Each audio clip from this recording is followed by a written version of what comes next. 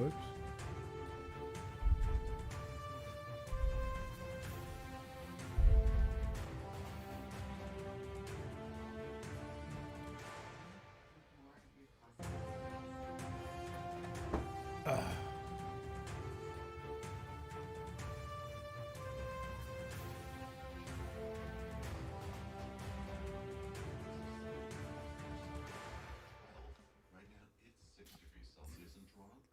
Okay, folks, hopefully everything's going okay. And what do I mean by everything's going okay? Well, Windows decided to mess up on us yesterday. And well, it was happening for a few days. So on the gaming PC,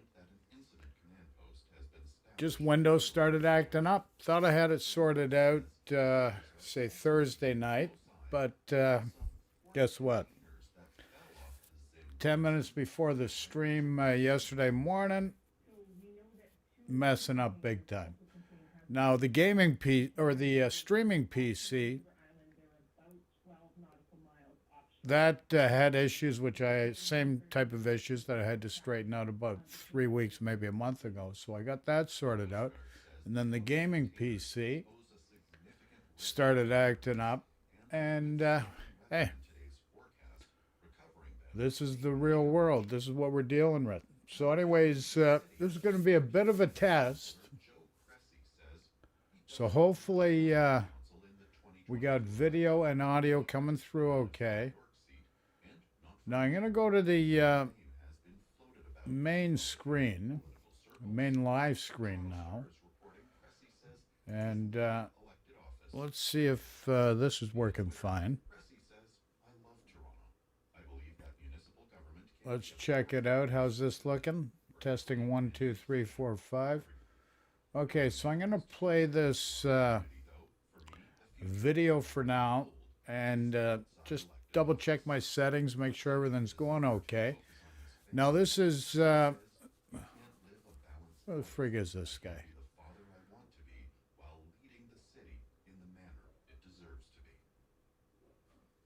Potato quality. Yeah, potato quality. So what he's talking about is the graphics overhaul for the new patch that's coming next, 10.10. Not this one we're in now, but the next one following, and new super ships. So any questions, just throw in chat.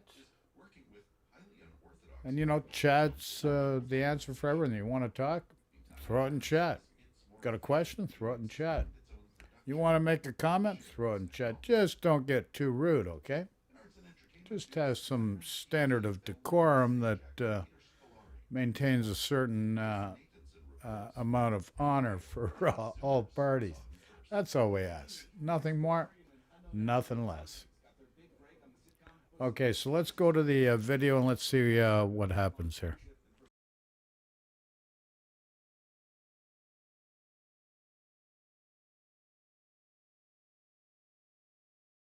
Wow, does this new update look amazing? The art team really has done a great job. I love this new water. There are some issues with this patch overall in the PTS. We'll get into that, but let's start off with the really good things. There's a lot to like about this next update 10.10, and a lot of it comes to the graphics department. For me personally, I didn't actually think this game looked all that great. At least as a 2021, nearly 2022 type of game. It looked alright for 2018, is kind of my opinion on it, but with this new update with the water, and more specifically the 2 maps that got remastered, redone, Hotspot and Two Brothers, wow, this looks good. This looks really good. The lighting has been, I think, redone on these maps, along with the textures. The trees, all of the beaches seem to have a little bit more detail in them. Here you can see the textures. I tried to get it as smooth as possible. Really high quality stuff. It's a noticeable difference compared to the older maps. I can tell immediately when playing on the other ones in this PTS. So seriously, Really, really well done. Just look at how the wake is forming, the foam. It looks good. It looks really, really good. There's still trees in the water behind this rock, as you can see. Kind of a funny thing. And of course, you can see the volcano that's been added to Hotspot, which is super duper duper cool. The Annapolis, if you're wondering, is one of the new super ships, and it's just a Des Moines with 12 guns. The autoloader on this one is dreadful. It gives you 2 salvos, and you have to wait 30 seconds. And when you have a 5-second reload normally, that means you get triple the DPM if you don't use the autoloader. So kind of interesting there. One of the issues with the graphics, as you can see if I just zoom in on some of these shells, is the chromatic aberration. It appears that's been either cranked up a lot compared to the normal game, or that it's just been added in this new update. I'm not a huge fan of it personally. It makes it look kind of odd. That's why I think a lot of games have the option for you to turn it on and off. I don't believe I saw it as an option to turn it on and off. I'm sure that'll be added in the future. The film grain effect, all that stuff. You guys have played the other games that look really, really good, I'm sure, in 2021. They all have these options, and I'm sure this game will get that as well. Personally, not a huge fan of chromatic aberration. It's a side effect of camera lenses that I don't think needs to be in video games. But this is a really, really good looking game now. I love these maps. Unfortunately, I'm going to be pretty demanding in the future of new maps that look this good. Now that we know what's possible, honestly, it's time that other maps all get this kind of treatment. I think this looks amazing. Honestly, I forgot the controls for the free cam, so we're just going to be sitting here while I try and figure this out. But look at that volcano. Beautiful. And the water, I love the transitions between different colors and different roughness of the water in different areas of the map. You can see some smoother areas, some rougher areas. White caps actually look pretty good here. And we finally figure out how to move around. Unfortunately, I also forgot how to go up and down vertically, so we're going in. If you want to know, this is what's in the volcano. I was hoping that just like in the free cam after you die, it'll just automatically bump you up over these islands. Unfortunately, it doesn't, but gives you an interesting look inside this volcano. Seriously though, this update looks amazing. I'm really, really, really happy with it. And it makes the other maps look a little flat. The lighting on the other maps doesn't look as good. The textures obviously aren't as good as we zoom in and out. Sorry. Hopefully that doesn't get you too motion sick or something like that. I was trying to figure out what the up and down was. But this looks really, really good. The steam coming off of the lava flow, really, really cool stuff. So even in the other maps where we get the new water updates, which looks really good, it doesn't look quite as good as on this map or Two Brothers because of the lighting change. And it's pretty obvious now that there's some pretty low res textures on a lot of the islands in this game. The other thing I really do think you should notice is the draw distance of the trees. The trees are drawn way farther out now. I'm really, really happy about that.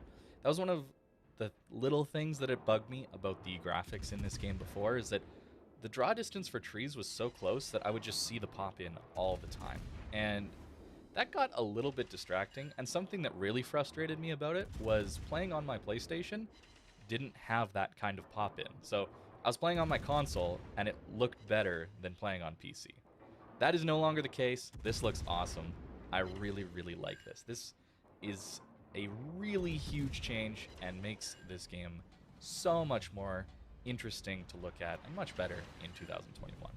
So the Annapolis is not a very interesting ship in my opinion, but the Conde, mispronouncing that, I guarantee it, but the French Super Henry V maybe, is one of my friends got to calling it. This thing claps, and this autoloader is very well worth using. And to show you why, we're going to look at an Annapolis that just barely nosed out too far. We have AP loaded. That's a lot of AP. And we nearly one-shot him. You can see just how horrible the dispersion gets. You do get a dispersion decrease or a nerf when you use the autoloader on this ship. Whereas the gimmick for the Annapolis or Super Des Moines is that you get a dispersion buff by 25%. So there is maybe a reason to use the Des Moines or the Super Des Moines autoloaders sometimes if you're trying to get that devastating strike. But that 30-second penalty for 2 salvos out of the Super Des Moines is pretty rough. Here you're getting 3 salvos? 4 salvos? I actually haven't really counted specifically, but the amount of damage you can pump out is really, really nice and well worth using some of the time. Your sustained DPM, I do believe, is better still when you're using the single loader, but it's just hilarious the amount of damage you can pump out of this thing. This ship is the most fun super ship to play, in my opinion. The destroyers don't look that interesting to me, as we nearly die to the other team's Super Henry. But look at the HE output. I missed a lot of that, and we still nearly one-shot the DD. He does get an autoloader on his guns. It's basically a Kaba with an autoloader. And the Japanese DD is a Shimakaze with 3 more torpedoes, and the option to swap between the 12-kilometer and 20-kilometer torps. It doesn't really feel like a super ship. Also, I have found that the super battleships are basically the same as what they were in the previous round of testing or super grand battles, whatever it was called. So not a lot of changes other than you can decide when to activate the secondary boost and the accuracy boost on the Hanover and Satsuma respectively. But running IFHE on this thing, just look at that HE damage into a Hanover. Yeah, this thing is a battleship killer. It kills everything. This ship is so good. It's so fun to play. But I do have to wonder. I don't think it's very good for the game. Imagine playing your tier 9 ship. You just get your tier 9 rune, and you run into this thing and it can one-shot you with HE. I don't know if that's such a good option now in the game. That's the unfortunate side of this update. There's a lot of positives in the graphics department and very good modernization, especially in the way the game looks. But I think these super ships really just don't belong in the game. I'd rather have them than aircraft carriers and submarines, for sure. Don't get me wrong, they're at least surface ships. But some of these surface ships are insane. This poor Hanover is about to get farmed really hard. I think we did all of his health pool in this entire game. So this ship, much like the Henry, used to be at least, just can dance around battleship shells and farm them like crazy. IFHE doesn't really work when we hit only the belt armor, but this thing is ridiculous. Something I'm doing here is I'm actually sitting just outside this guy's secondary range. It's 12.5 on the Hanover, and I wanted to see how close I could just sit in front of this Hanover, who does have overmatch, by the way, right? 480mm guns on that thing, and just kill him, basically, for free. There's not a lot he's going to be able to do here. We're not using the autoloader in this situation because he does damage con, and I'm trying to just use my DPM at this point. I don't want to have that extended duration of not being able to fire. What I think these autoloaders are going to be really, really good for is opportunity shots. So when somebody damage cons, you probably want to swap to the autoloader to guarantee a fire. Or if somebody's about to go behind an island, you probably want to swap to the autoloader to guarantee those last couple of hits get in, right? There are a good couple hits from the Hanover on our ship, and we hardly took any damage. Yeah, battleships are kind of sad in this one. But that's pretty standard. I think most things are pretty good at farming these ships. So if you're going to be playing the battleships, make sure you're using islands to push in with if you are pushing in. And try and probably snipe a little bit. That's probably going to be my advice. But as this guy's about to get behind the island, right, we use the autoloader to guarantee a few more salvos quick, right? Really, really good stuff. A lot of fun to use this French cruiser, but I think it's really the most interesting one. It's probably a little overpowered compared to the other ones as well, so I would expect to see some nerfs on this thing or some buffs to the other ones. So the water, as you can see, does look pretty good here. The wakes look good, I think, but you see what I'm saying when it looks a little flat, right? It just doesn't look quite as good as Hotspot did, right? And I didn't get actually to play on Two Brothers, just didn't get the RNG to get that map. Yeah, This poor Hanover. What are you going to do against a kiting Henry V, the upgraded version of Henry IV, right? But let's talk about the good stuff. The good stuff, of course, is the graphics. Look at this Philippines port.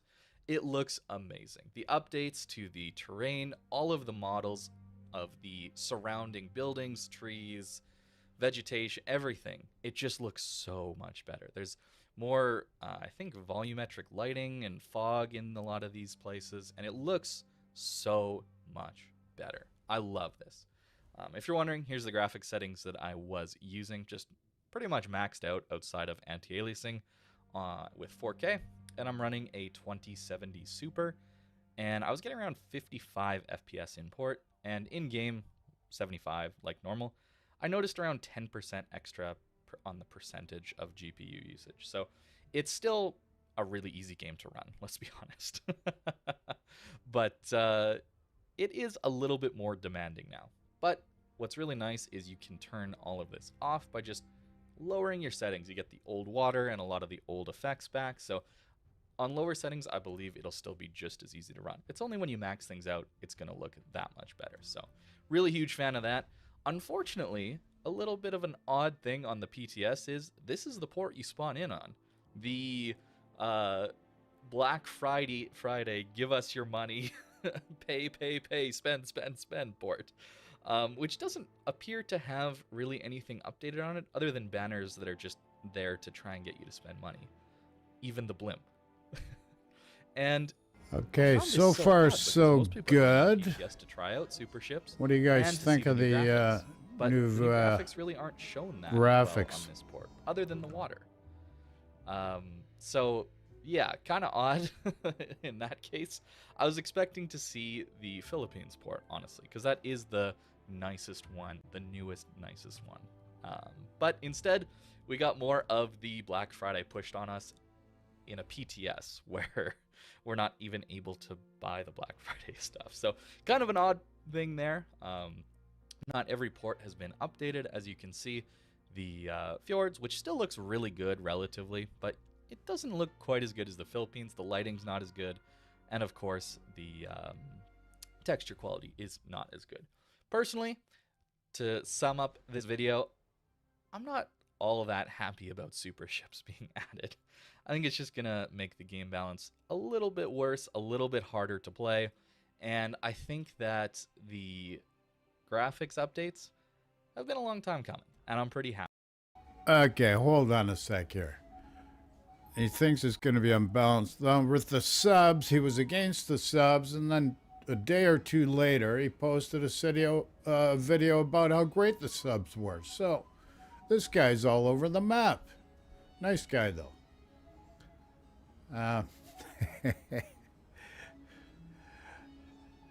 What can we say, monsieur? Not too friggin' much. So anyways, I'm going to try another video. And the reason why I still just got to test stuff. Whoops. Let's check this out. I'm doing a search. Okay. 7 months.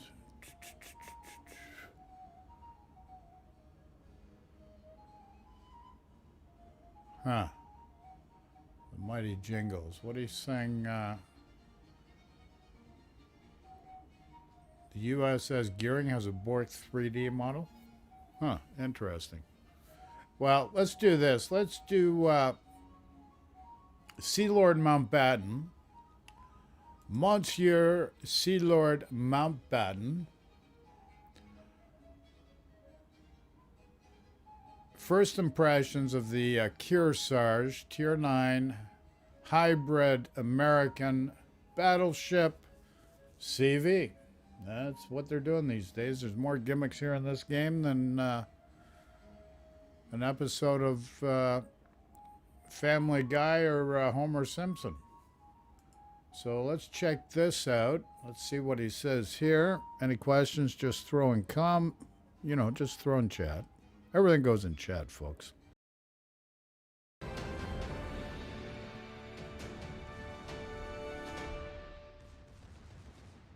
Hello, good people of YouTube. Mountbatten here. And today, we have the new Tier 9 Premium American ship, the Kearsarge import to review for you guys today. Actually, she is classified as a battleship. The Kearsarge. This ship's available completely for free via Cole. That's how I got mine.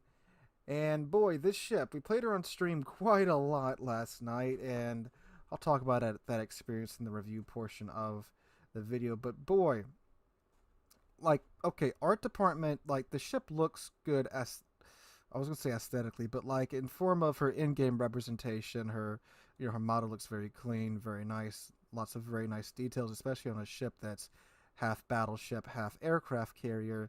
And like, don't get me wrong, there's something very unique about the design. Like this ship would look perfect in a grand strategy RTS game as like the final naval unit you can research, like the top tier naval unit in some RTS game. They combined an aircraft carrier and a battleship and put it together.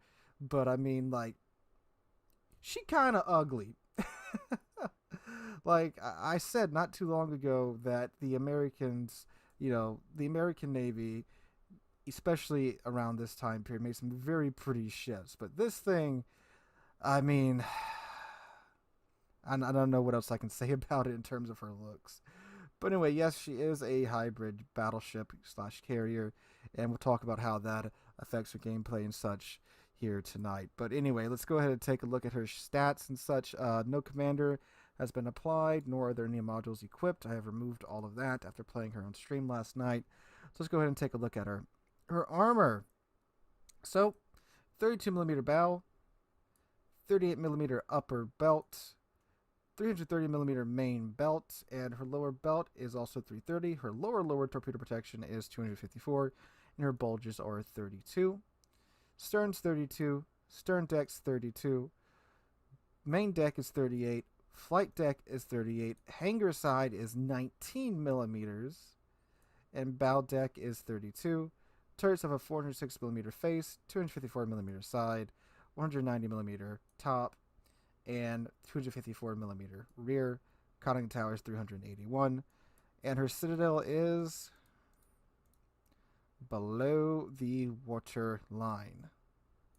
Alright. Now, I actually never got citadeled in this ship when I was playing her last night. I got blapped, but it wasn't via citadels. It was through just sheer pins. Alright, now her aircraft, she gets Bearcats. Their normal cruising speed is 176 knots. Maximum speed is 216 knots. The engine boost time is only 5 seconds and reloads in 10 seconds. You get 5 planes per flight, and it's 1 flight, 1 attack, so 5 planes attack. And they do have the Tiny Tim rockets with 68mm of pin, maximum rocket damage of 5,400, and a 33% chance of causing a fire per rocket. And they reload in 120 seconds, so 2 minutes.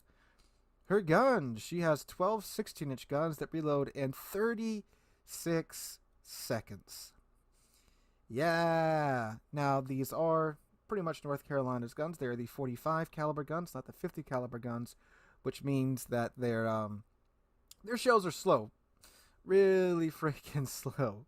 The AP shell has a maximum velocity of 701 meters a second. And of course, any of you that have played North Carolina knows that the drag on these shells are really bad, and they are quite floaty, especially at range. The HE travels at 820 meters a second, not 120 meters a second, that'd be dead slow. 820 meters a second. They have a 36% chance of causing a fire on the target per shell, which is pretty nice when you have 12 guns. Maximum AP shell damage is 13,100. Maximum HE shell damage is 5,700. Now, she does actually have 14 5-inch guns. Can you secondary build this ship? Yes. Is it a good idea? No. But anyway, the secondaries, they have a range of 7 kilometers base, 5% chance of starting a fire, 6-second reload time, 1,800 maximum HE shell damage. Now, her main battery guns base have a 19.6 kilometer maximum firing range. AA rating is 80, and of course the 5-inch guns are dual purpose. You get a couple of quad Bofors and then some single Orlikins, standard American AA. Maneuverability, the ship's maximum speed is actually 30 knots, which is pretty darn fast considering the ship's a hybrid. Now, the ship was designed ground up as a hybrid and wasn't a conversion like the Issei.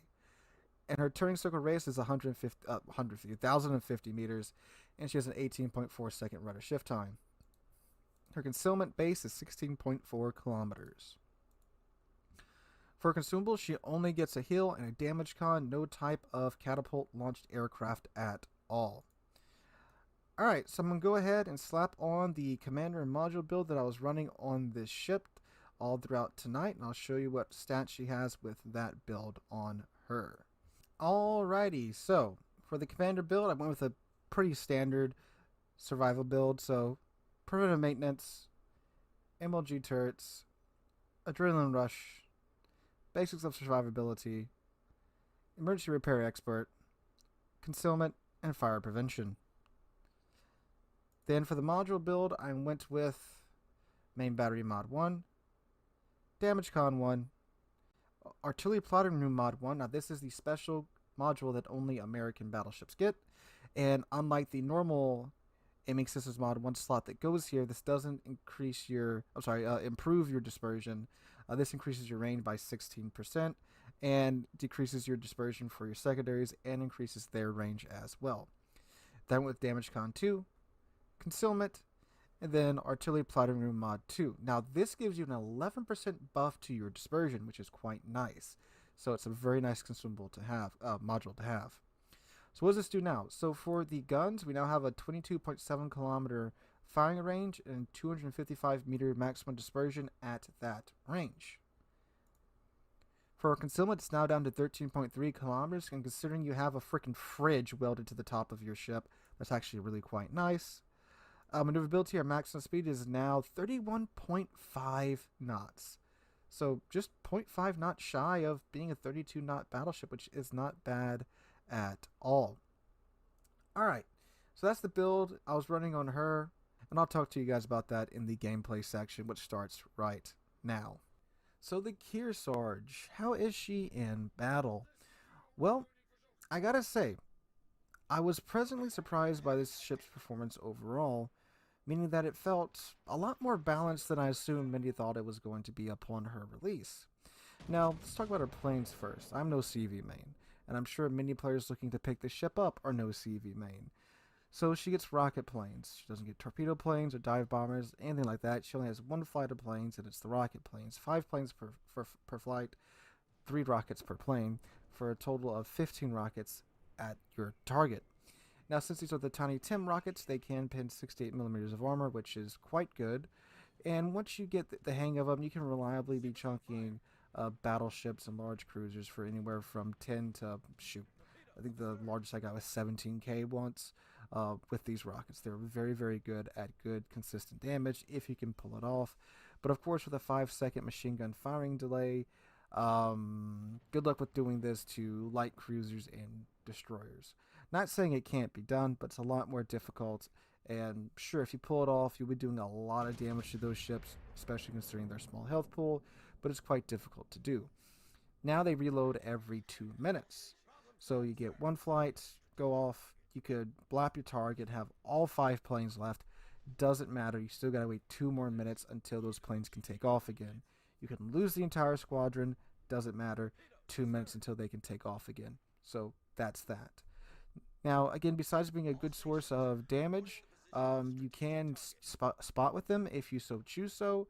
And sure, you can spot the target, but again, they don't have any health. They don't have a heal. They don't have an engine boost consumable. You can't call in a fighter to draw in AA and spot ships while you go fly about. You can't do that. You have to sit there and spot the target if you want to do that, which is honestly kind of a waste of your time, unless there's a DD with like 300 health that you need to just spot for your team for a couple seconds to let them blap. Anything beyond that, you're wasting your time, because the main feature of this ship is its guns, those 12 16-inch guns. That's a lot of firepower to have at tier 9. Now, what's the drawback to these 12 16-inch guns? Well, like I showed you in port, they are the 45 caliber gun and not the 50 caliber gun of the Montana and of the Iowa. The North Carolina's 45s. Which means The shells are slow, especially the AP shells. 702 meters a second. That's how fast those shells are traveling, which that's slow by tier 8 standards, let alone tier 9.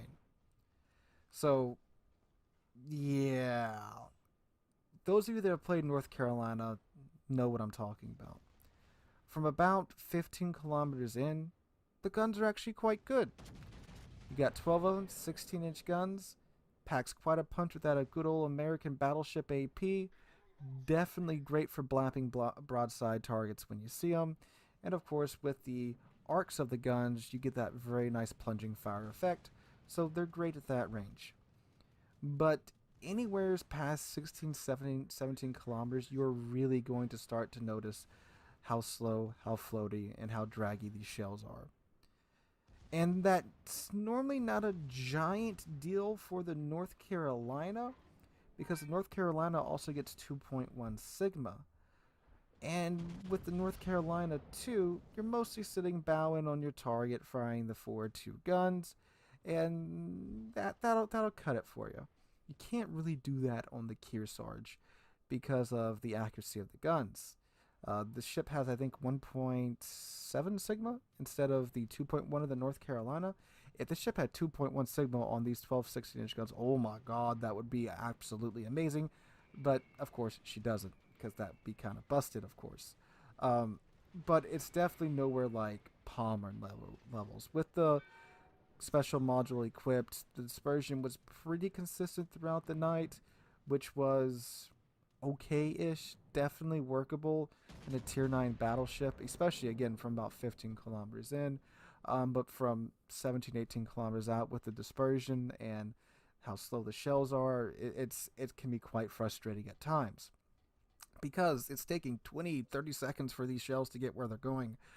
If the ship didn't have a 36-second reload time, the guns would probably be reloaded every time you take a shot past about 18, 19 kilometers. Now, again, for the North Carolina, it's not a huge deal because it's a tier 8.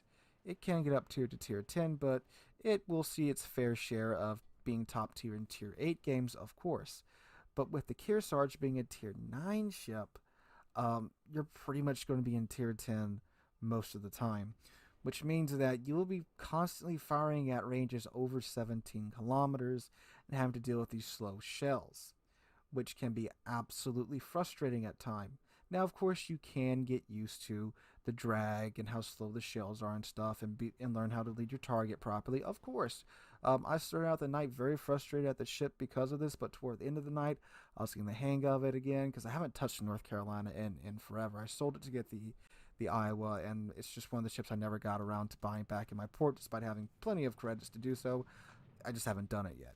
But yeah, by the end of the night, I was getting more consistent shots with the gun and learning how to relearning how to lead at such ranges with the North Carolina's guns. But at that range, the targets have, again, 20, 30-ish seconds to turn.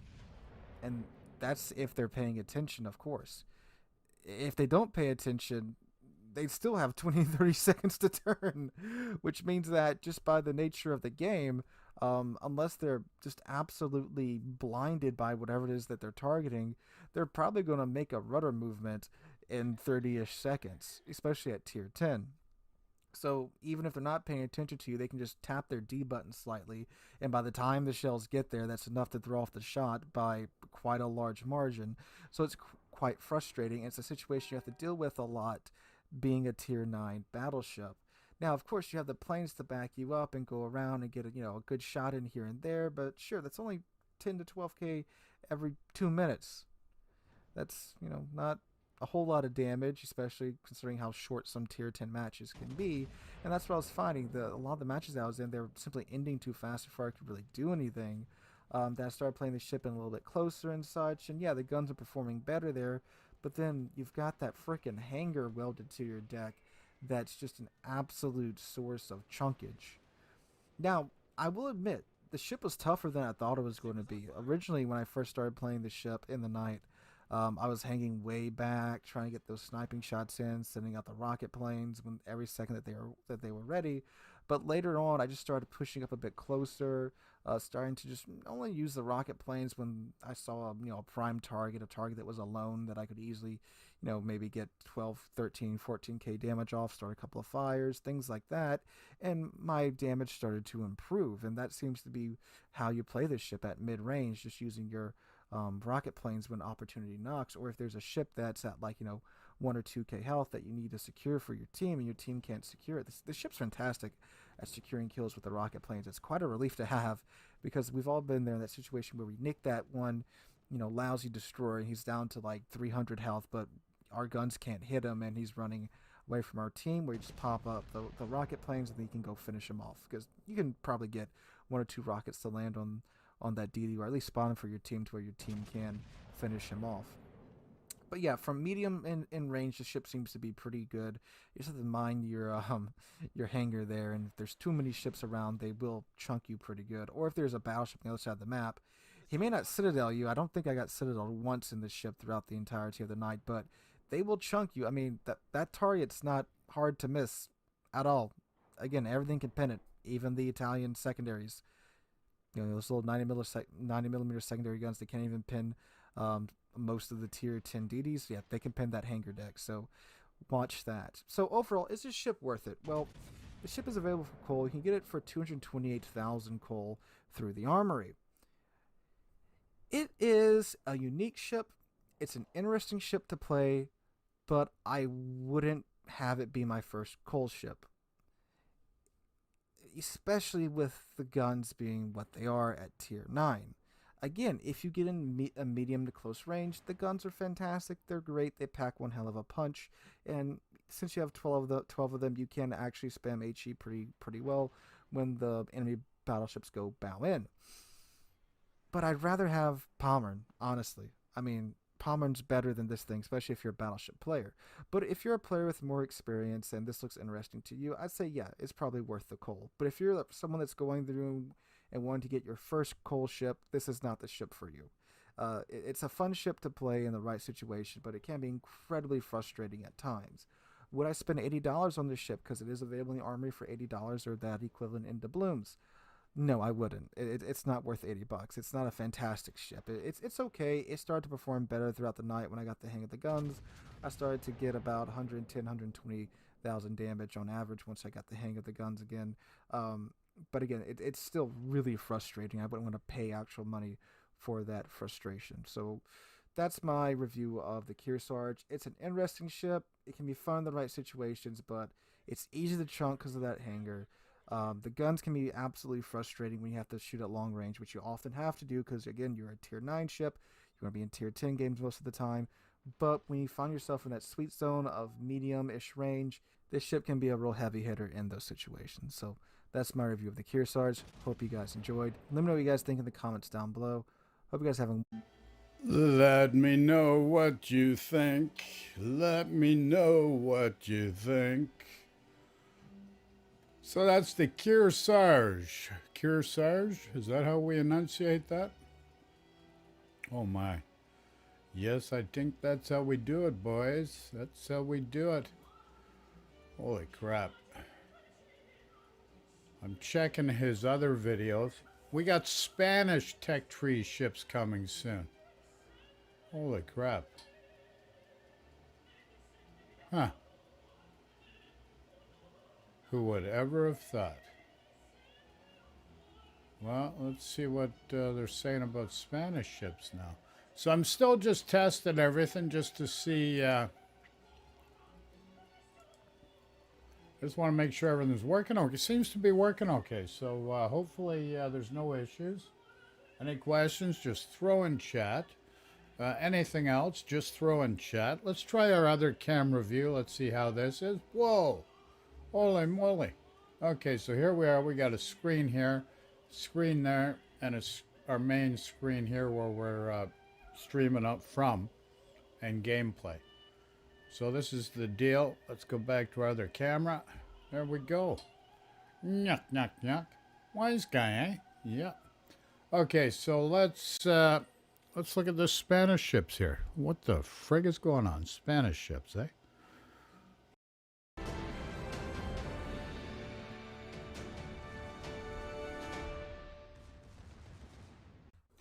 Hello, good people of YouTube. Okay, so just a little more love towards Sea Lord Mountbatten for providing all this information for us. So enjoy. Any questions, just throw in chat, folks. Mountbatten here. And today, well, actually a couple of weeks ago, during the 6th anniversary of World of Warships live stream, the devs posted an image up on stream and to social media challenging the player base to guess that ship. And this is the image right here. So we got an outline of what appears to be a cruiser with a pretty distinct funnel there in the middle. And pretty quickly after this image was posted, there were two top responses all across social media. One was a town class cruiser, the other. Hold on a sec. Before we get any further, I want to mention to you, what was it, earlier in the week? Might have been Thursday or whatever. Mountbatten was doing a stream. I was going through YouTube. So I checked out his stream. Guy's a decent guy. Same with Potato Quality. Decent guy. A lot of these guys are good guys. Really appreciate their input. And so anyways, while he's doing the stream, I asked Mountbatten, I said, listen, what do you think's better? Marco Polo or the Kearsarge? And he said Kearsarge, believe it or not. So I just wanted to share that with you. I posted in chat on a stream. I said, which is better cold ship, Marco Polo or Kearsarge? He said Kearsarge. So there you go. Just thought I'd share that with you. Let's go back to the video. Other was the Spanish cruiser, the Canaries. And turns out, player base got it right pretty quickly, and we are getting the Canaries as a Tier 6 premium cruiser in the Spanish tech tree. Well, not tech tree, but the Spanish tree. So this is the very first ship of Spain that will be coming to the game, and quite a fitting ship to choose to be the first to represent Spain in game. The Canaries was built by the Sociedad Española de Construcción Naval, based upon the British Town class. So that could give us a couple of clues as to how she'll perform in game. If they go with the British, kind of just copying and pasting the British characteristics of their heavy cruisers, we could see her as quite the HE spammer, maybe with an improved heal. But I don't think they would go ahead and just copy and paste that. Now, if they did maybe put her in the Pan-Euro tree like they may have planned to originally, sure, that might have been the case. But it seems that the devs have stepped away from just shoving all European ships into the Pan-Euro tree and have started to give them their own unique lines. Like, they could have very easily have put in the, well, maybe not the Italians, because the Italian Navy was quite large during World War II, but they could have put the Italian battleships in as Pan-Euro battleships. They could have put the Dutch cruisers in as Pan-Euro cruisers, and added in the Canaries as a premium, and we'd have a pretty big and fleshed out Pan-Euro tree. But they seem to be stepping away from this and putting in each individual, maybe not each individual European nation, but as many individual European nations as they can into their own tech tree. I like that. It will give the game more variety, and of course, various players from around the world will have their country represented in game, which is very, very, very cool. So the Canaries herself, what were her stats in real life? Well, I like to think that since this is a premium ship, we could go off of these and have a pretty close representation in game. Well, not that it's a premium ship, that it was a real still ship that served for quite some time. Like I said, she was built in 1936, and she served all the way up to 1975 after several refits. That's impressive, and unlike a lot of other naval ships that serve that long, she steamed under her own power to the scrapyard, which is unfortunate. I very much would have liked to have seen this ship preserved as a museum ship, especially given, went through the Spanish Civil War, went through World War II. Not that Spain was involved in World War II, but it was around during World War II and served into the 70s. Pretty darn cool. So She was equipped in real life with 8-inch guns, 230 millimeter guns. So having 230 millimeter guns at tier 6 is quite good. She does only have 8 of them. But again, those are pretty big guns by tier 6 standards. She can go 33 knots. That was her top speed. In game, 33 knots at tier 6 for a cruiser is pretty darn quick. I don't think it's the quickest cruiser at tier 6, but I think it's on the faster-ish side. Of course, not the fastest. And that's all we can really glimpse from her from her real life stats that might be carried over to game. But we do. Oh, I'm sorry, I almost forgot her torpedoes. She did have 12 533 millimeter torpedoes in triple mounts above the water. So she had 4 racks of 3 tubes per rack. That's quite a lot of firepower for a tier 6 cruiser. So if I had to guess what her in-game stats would be, of course she's going to maintain her 8-inch guns. Let's see, does the model have torpedo tubes on it? Uh-oh, they do not. At least if I'm viewing this correctly, it doesn't look like she has her torps in the configuration in game, at least. Oh, that's unfortunate. Man, freaking 12 torpedoes at tier 6. That would have been a party. Oh, sad panda, saddest panda. Okay, no torps. Dang it. So, 8-inch guns. I would hazard probably 8-ish second reload time, maybe 7.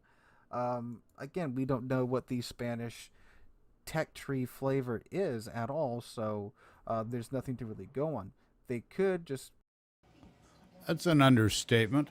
We have no friggin' clue what the Spanish tech tree is going to look like. This is new territory. And is it going to work? Well, it's always nice to have variety. Variety is good. I got an issue with how they've implemented CVs and submarines, and I think there's a better alternative, which I've expressed many times over. But nonetheless, let's go back to the Spanish tech tree commentary by Sea Lord Mountbatten. Compliments of Sea Lord Mountbatten. Without further ado, onward we go.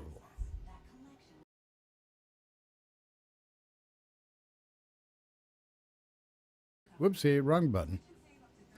She'd be a pretty darn good HE spammer, but I don't think they'll do that. I think they'll try to experiment with the nation's flavor here. We've seen them do that in the past with other first premium ships, like the October Revolution. She was the one of the first Russian battleships added to the game. The first. And you notice he's playing Siegfried. This is one of my favorite ships. Cruisers are my preference, and the Siegfried that he's in here right now, Tier 9 German cruisers, one of my favorites. 6 guns only, but still, I love this ship. Good ship. To have the limited number of damage cons, and she proved to be quite popular. Or she could go the way of the Roma. When the Roma was added to the Italian, I can't really say the tree. There was a couple of premiums in there before the cruisers showed up into the Italian nation's branch. And she didn't have SAP. She had inaccurate main battery guns, which was kept over from her. The improved AP, which was kept over as well, but she didn't have. But she doesn't and still didn't have SAP. She did and still doesn't have SAP. So it might be a case of that there. But I'm pretty excited. I'm very excited that they're going with the individual European nations branches rather than just shoving them all into the pan lines, Pan Asian, Pan Euro. It would be nice to see some more Commonwealth ships get added into. So does this mean we're going to be getting Italian, Spanish cruisers or Spanish destroyers pretty soon? Potentially. It is interesting that they, of course, waited for Spain's National Day to announce this. It makes sense too. But you would think they would announce the entire line if they're going to be announcing something big on Spain's National Day. Wouldn't surprise me if we would see them shoot. I don't know. We've got the German battle cruisers coming up next, and then the Pan Asian cruisers.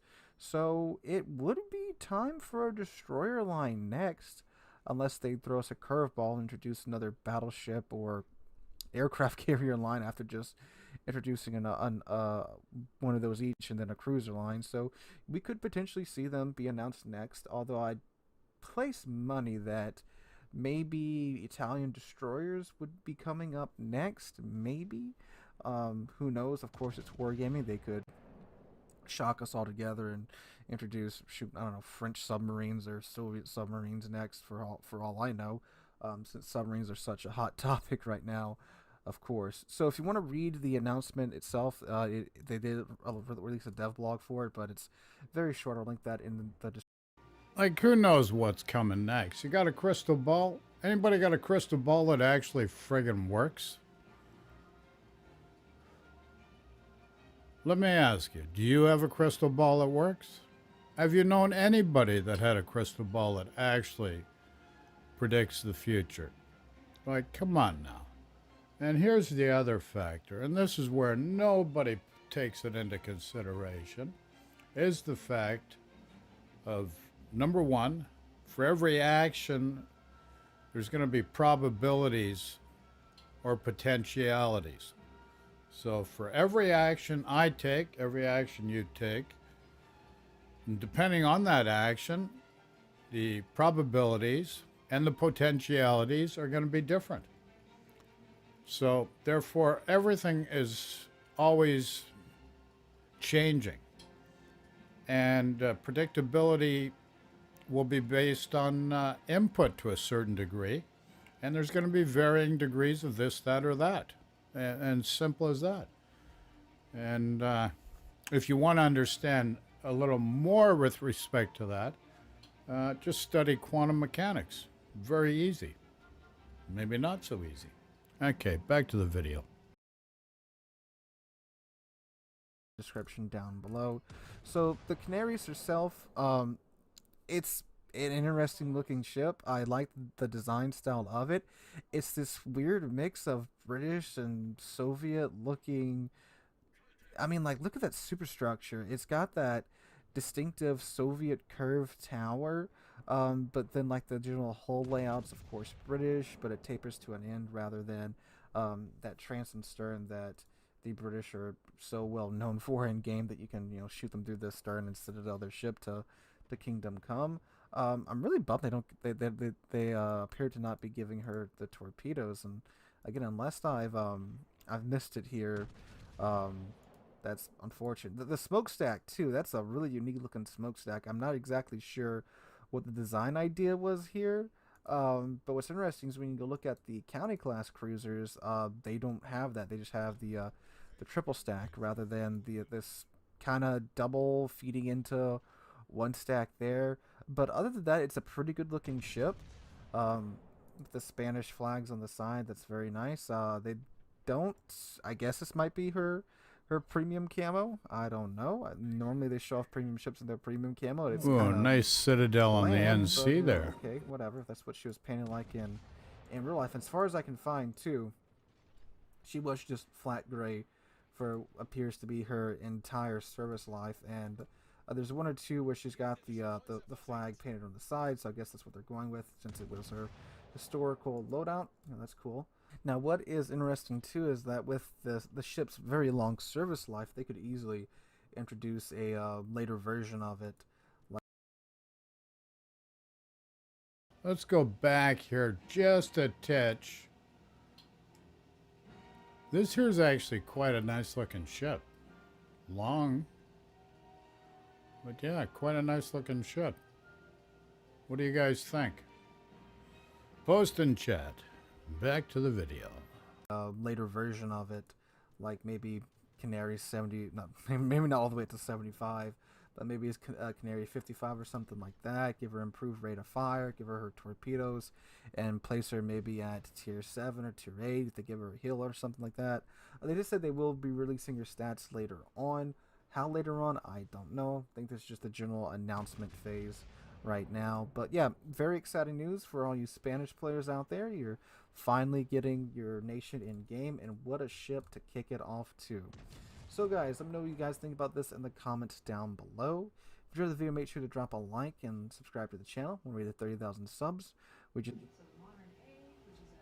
So what do you guys think of that? What do you think? Anyways, I actually quite enjoyed that, somewhat. Somewhat. Too bad we didn't have much in the way of actual game ships. But what are you going to do? The Jewel of the German Battle Cruiser. Okay. Gonna rely back on, holy crap, on Mountbatten, just because I guess it's his channel, this shows up, or his video, and this shows up in the, off to the right. Okay, so World of Warships, he posted this on October 12th, the Jewel of the German Battlecruiser line. So, I'm inclined to believe this is the new tech tree German battlecruiser line. But what surprised me, I never heard of this ship. It's the Tier 8 Zeitan or Zeitan. We'll find out how to enunciate in game. Maybe he's got a better idea than I do. So, yeah, let's look at this. Any questions, just throw in chat. And let's look at this video.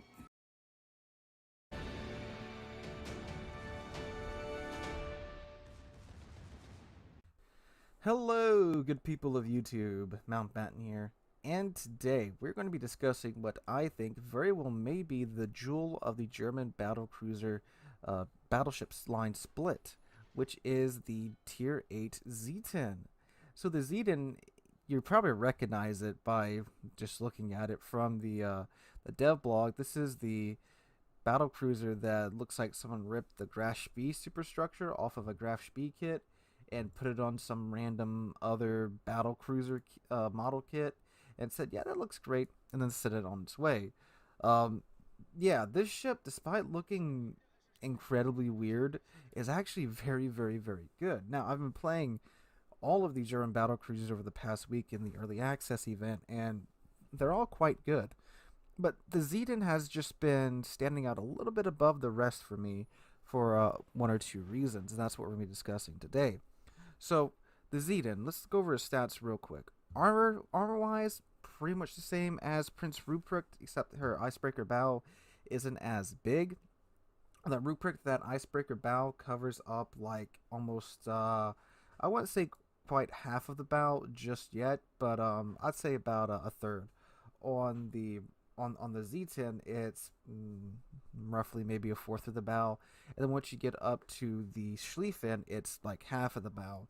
Other than that, as far as the thickness of the armor, it's pretty similar. Bows 27mm, upper belts 250, lower belts 350, and they almost wrap completely around the stern, but they don't. And then the stern's 27mm, the stern and bow deck armor's 27, and then the main deck is 32mm. Now, the guns are where things get interesting. For some reason, I thought that they were 15-inch, but turns out they are 16-inch guns. Oh, her hit points. She has 62,900 hit points, which is about right for a Tier 8 battleship. Anyway, like I was saying, the guns are 16-inch, not 15-inch, which really surprised me because I thought that they still had 15-inch at this tier, but they don't. They've gone up to 16. And what really surprised me there was because in-game, when I was playing her for the first time, she had a 22-second reload. I'm like, oh man, these must be 15-inch guns with a 22-second reload at Tier 8. But no, they're 16-inch. So you have 6 16-inch guns with a 22-second base reload time at Tier 8. So you can imagine all the hilarity that ensues with 16-inch guns with a 22-second reload at Tier 8. Now, 2 years ago, if this ship had come out, that would be a huge point for it because of, Tier 8. There wasn't a whole lot of 16-inch at Tier 8 back in the day, but nowadays it's not completely uncommon. But just that they gave this ship's 16-inch guns with a 22-second reload was pretty surprising, because they're not that inaccurate. If you've been watching the footage in the background, they're actually pretty darn good for a Tier 8 battleship. Normally at Tier 8 battleships, except for like the Japanese and the Americans, they're still fairly shotgunny, but this is the point to where most of the lines start to get a little bit more accurate, but definitely not to this point at least, which is what surprised me after I kept playing the ship, and it wasn't just me having a run of good luck for a game or two, but they were being pretty consistent. Now, are they always consistent? No. You still get that random salvo every now and then, but they're a lot better than I thought they were going to be. Now, of course, too, she's bristling with secondaries, as the German battle cruisers are. You get 60 of the 105mm secondaries with a full build. You can get these down to a 2.9 seconds reload time, 5% chance of starting a fire, and they have a range of 11.5 kilometers. Then you get 12 of the 150s and the casemate guns. You get 4 single mount 150s, and then you get 4 of the dual mount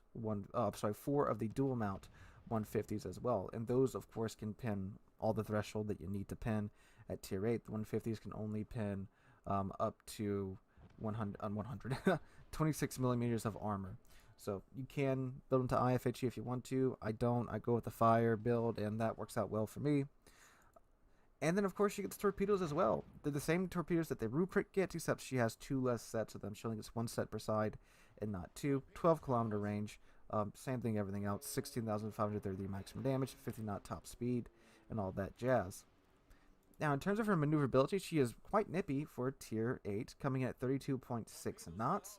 She is one of the faster battleships at Tier 8, and she has a 15.3 second rudder shift time.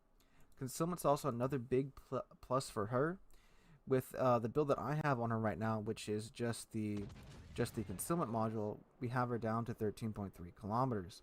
So if you do put the commander skill on her, that's going to drop her detection range down to around 12 kilometers. Now, unlike the Ruprecht, that's not her secondary range, so you won't have that funny little gimmick where you detect it and the ship is immediately in your secondary range. But 11.5 kilometer secondaries at Tier 8 is quite far. The Bismarck and the Tirpitz, the other German battleships, only get out to 11.3, so she has a bit of an edge there in terms of range.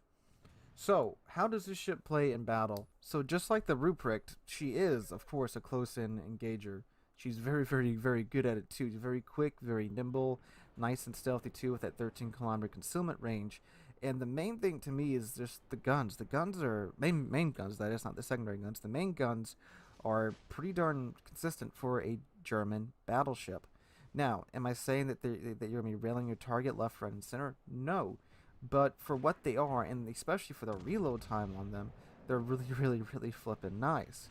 And despite having the weird rune gun layout with the 1 turret in the front and the 2 in the back, she's pretty darn capable.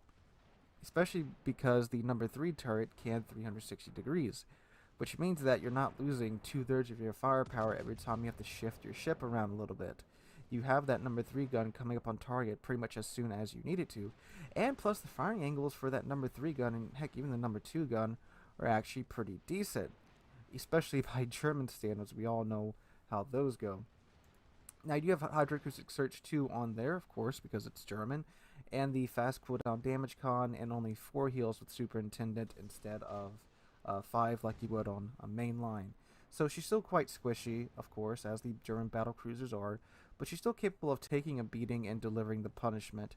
In a one-on-one engagement, this ship is going to absolutely win. I would be willing to say, unless it's another like German ship with torpedoes. Okay, folks, I'm going to stop this video, and here's why. We're going to take a smoke break, and then we're going to come back to the video. So we're going to take a 10-minute break, then come back to the video. Any questions, throw in chat. Any comments, throw in chat. Anything else you want, just throw it in chat. And can I add more to that? Obviously not. Obviously not, Gov.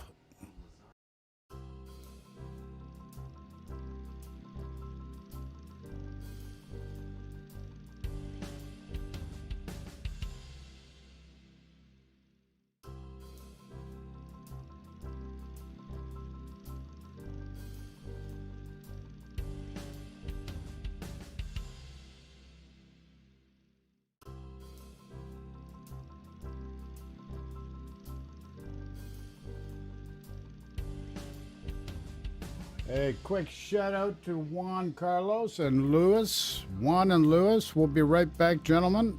Thanks for joining in.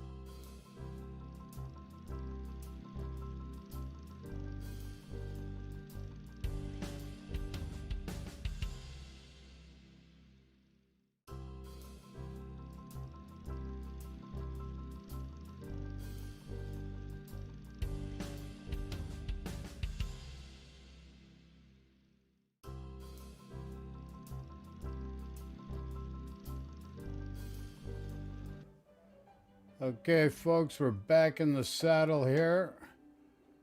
As I said before, a shout out to Lewis and a shout out to Juan Carlos. Glad you could join us, folks. I hope you're having a great day. Remember to stay safe. COVID-19's real. It's not a hoax. So stay healthy, stay safe, folks. So let's go back to this video. This is the Tier 8.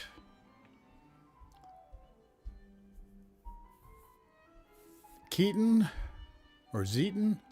Zaitan? I don't know.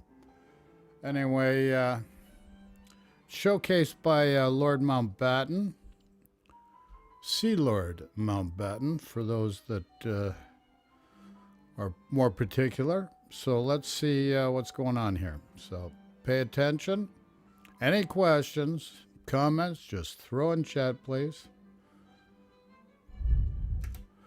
Otherwise, forever hold your peace. For some reason with torpedoes, it's going to win probably 80% of the time, and I'm planning on using her in brawls here in a moment once I get done making this video because of that.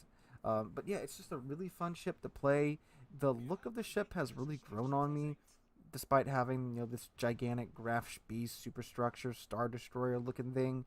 It's really fun, and it has been doing incredibly well for me. She holds up very well, even when getting double up tier, and that's what really surprised me, because this one is, of course, the Tier 8, which means it gets Tier 8 matchmaking, which means you get double up tier to Tier 10 a lot, especially with the way matchmaking is at the moment.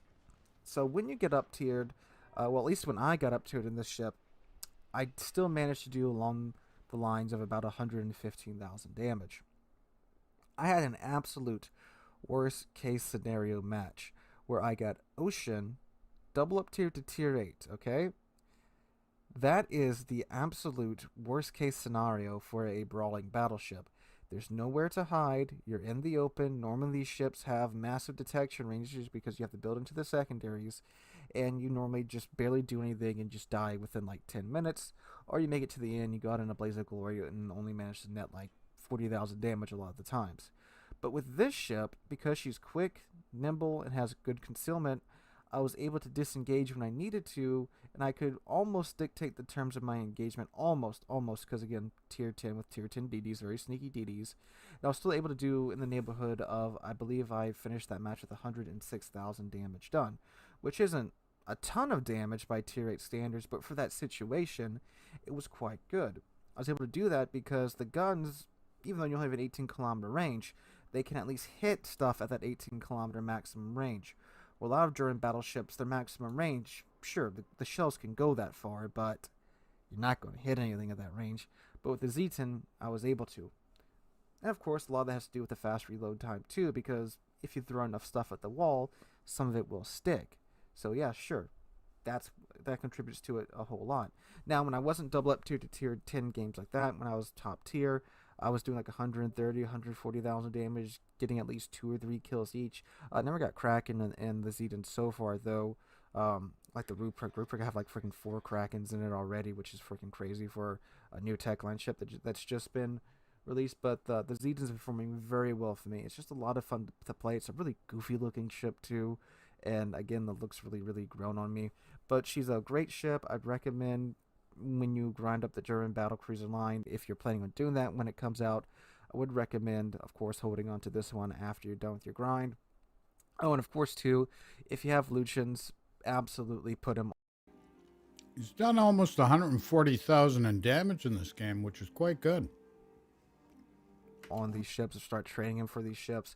He boosts these ships so far out even more once he pops that secondary loader skill. Once you get 100 secondary hits, you get that 15% boost to your reload time. And at that point, the secondaries are going to be absolutely tearing everything up. Even though they're only 105s, and people make a lot of that. But at Tier 8, being able to pin 26 millimeters of armor, when you're top tier, that's certainly more than enough to get by, especially with the cruisers at that tier. Yeah, now of course you're going to have the battleships. That's a different story, and I build into fires on my secondaries to deal with those battleships. But I mean, sure, you can run IFHE secondaries on these ships, and that's perfectly fine.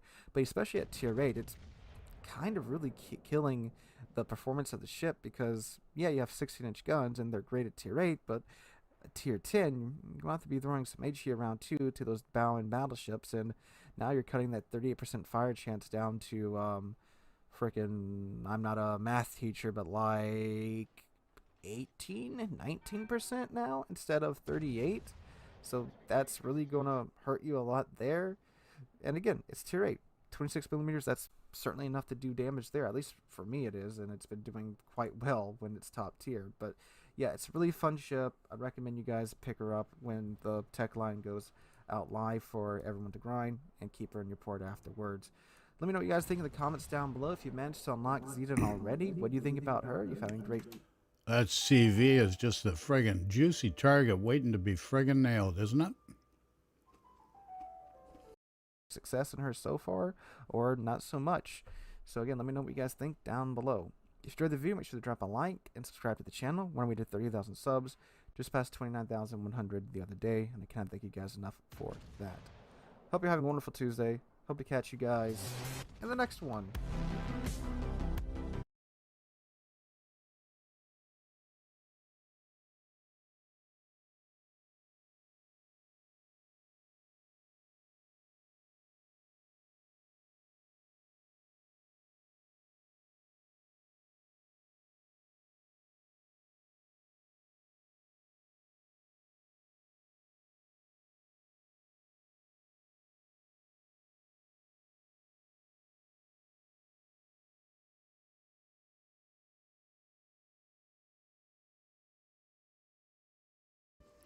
Helps if I unmute the mic. Let's look now at the Prince Ruprecht. This is the Tier 9 battle cruiser of this new line. So we just looked at the Tier 8, which is the Z10 or Z10. Now we're going to look at the Tier 9 German battle cruiser Prince Ruprecht. And let me know what you think about this. Let me know what you think, baby.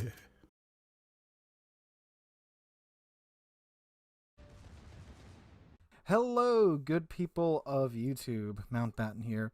And today we have the new German battlecruiser Prince Ruprecht in port to review for you guys today. With the release of the 10.9 patch or update, we have these ships now in early access, these German battlecruisers. And there's a couple cool things with how they've changed up the early access event that we'll talk about in a minute. But before we get much further, huge shout out to the patrons. Their names should be popping up on screen about here. Without their support, this review would not be possible.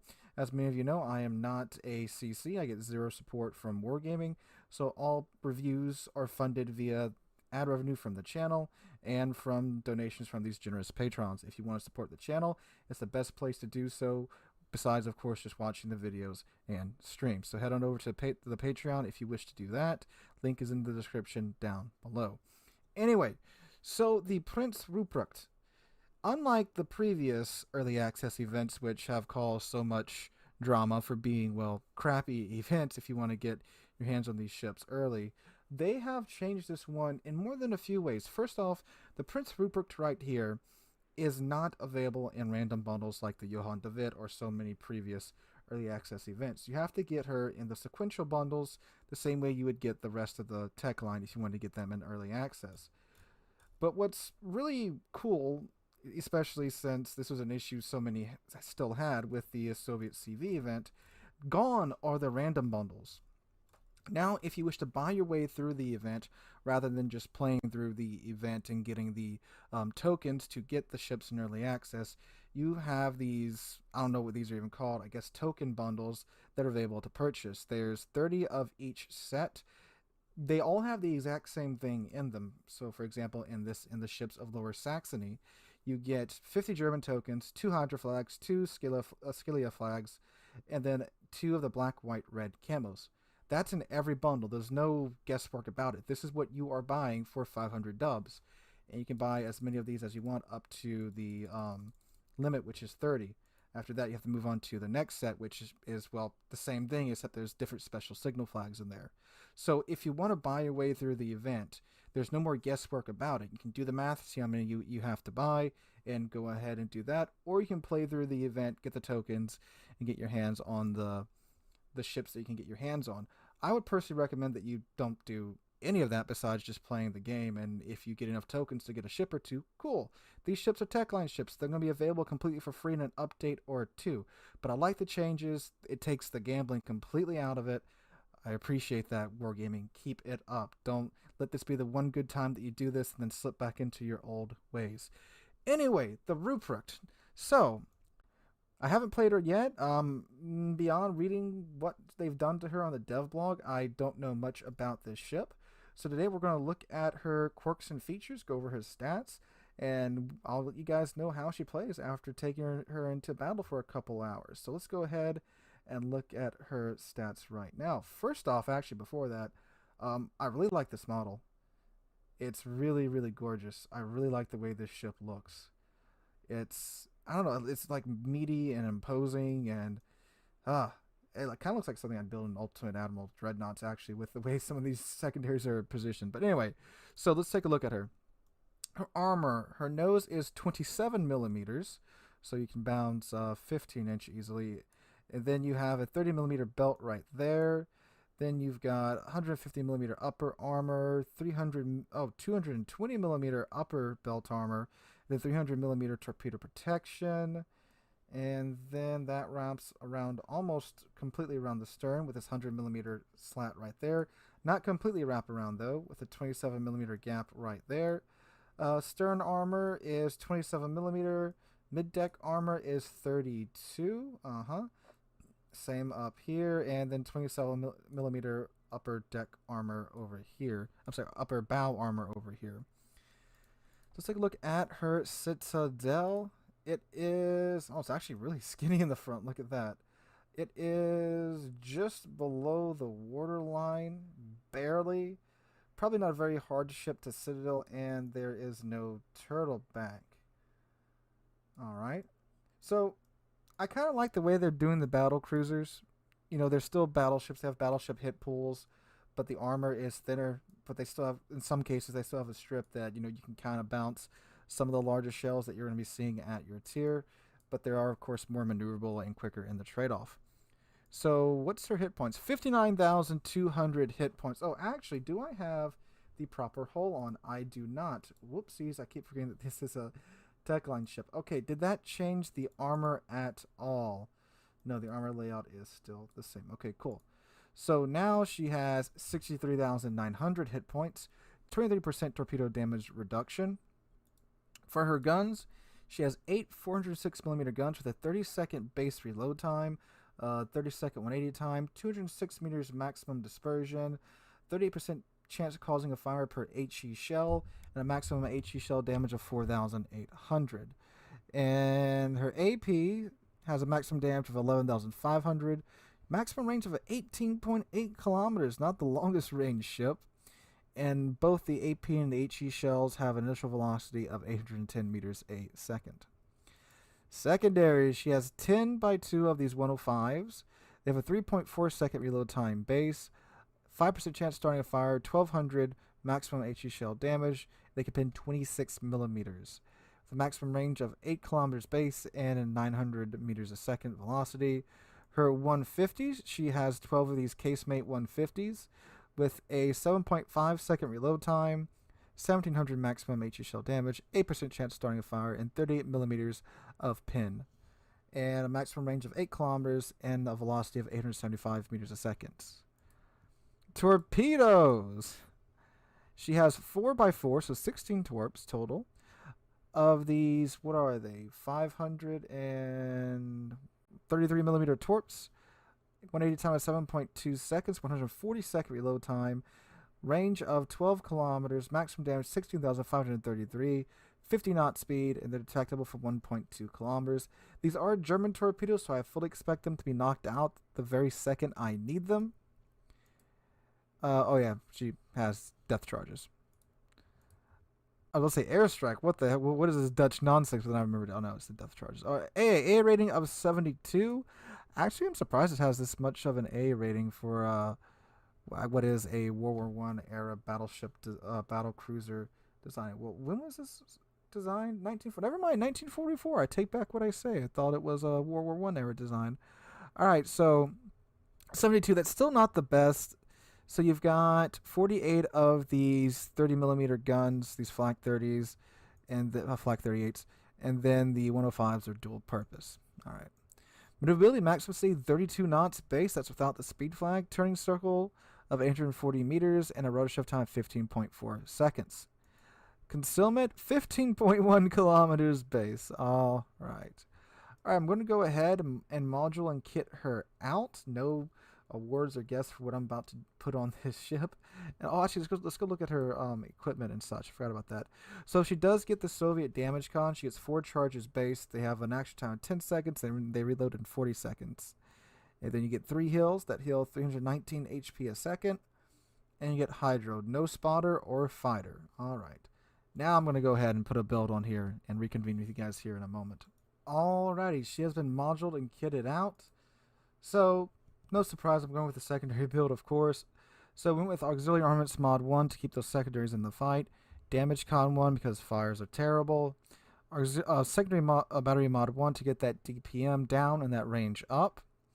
Damage Con Mod 2 because fires still suck. Concealment because being able to run away is a very nice thing. And then Auxiliary Armaments Mod 2 because more secondaries. This, of course, decreases the reload time even more. And no awards for guessing what I put on here. Got Lucians, of course, with my normal secondary build. So we're in maintenance because getting our turrets knocked out are terrible. And this might keep the torpedo tubes alive long enough to do something. MLG turrets because in a pinch we need those turrets to swing around, especially in a brawl. Adrenaline Rush because the ship's going to lose health anyway. Might as well get something for it. Of course, I think that everyone puts this on everything. It's pretty much a must-take skill. Of course, long-range secondaries to get the range out more. And manual secondary battery aiming because you get that boost after time, of course. Close quarters combat because that decreases our reload time when we're in a tight pinch, especially when the ships are within a secondary range. That's how it works. And then emergency repair expert before an additional heal and damage con. Now, of course, a whole lot are going to say, hey, shouldn't you take IFHE? Where do they even move IFHE to? Oh, no, here it is right here. Sure, you could take IFHE to get that threshold up on your secondaries, that penetration threshold. But I normally go for a fire build with my secondaries because, one, it gets the enemy to use their damage con, and 2, the shells aim for the middle part of the ship. So especially at higher tier now, there's quite a few battleships that aren't just all 32 millimeters anymore. So when you're engaging them, starting fires is of course pretty darn good because fires don't care about armor. And against cruisers too, yes, of course, if you get over 32, then especially being a tier 9 battleship, you can rip and tear through most of those cruisers' armor. But still, fires work just the same on cruisers, although for a little bit shorter, of course. But overall, especially on a ship that has 16-inch guns at tier 9, we really need that fire chance in our main battery once we get into a situation where we have to shoot at a bow-in battleship. So I'd rather preserve that fire chance than cut that down to let's see, that would cut, we were at 38, so we'd cut it down to freaking like 18-19% on our main battery guns, and you got so many secondaries on here, you'll be setting many a fire. Alright, so what has it done now to the ship? So the guns now have a 24-second 180 time, and the secondaries now have a 12-kilometer range at tier 9. Like I just said, the 105s, that gets it down to a 2.3 second reload time, and the 150s down to a 5.1 second reload time. That's pretty nutty there. And again, out at 12 kilometers. Concealment's now down to 13.6, which is actually quite good for a German battleship. Speed is now up to 33.6 knots with the speed flag. Alrighty, I'm going to go ahead, jump in battle with the Ruprecht, and meet you guys there for my voiceover review. Hey guys, voiceover Mountbatten here. So the Prince Ruprecht. Yeah, this thing's pretty darn good.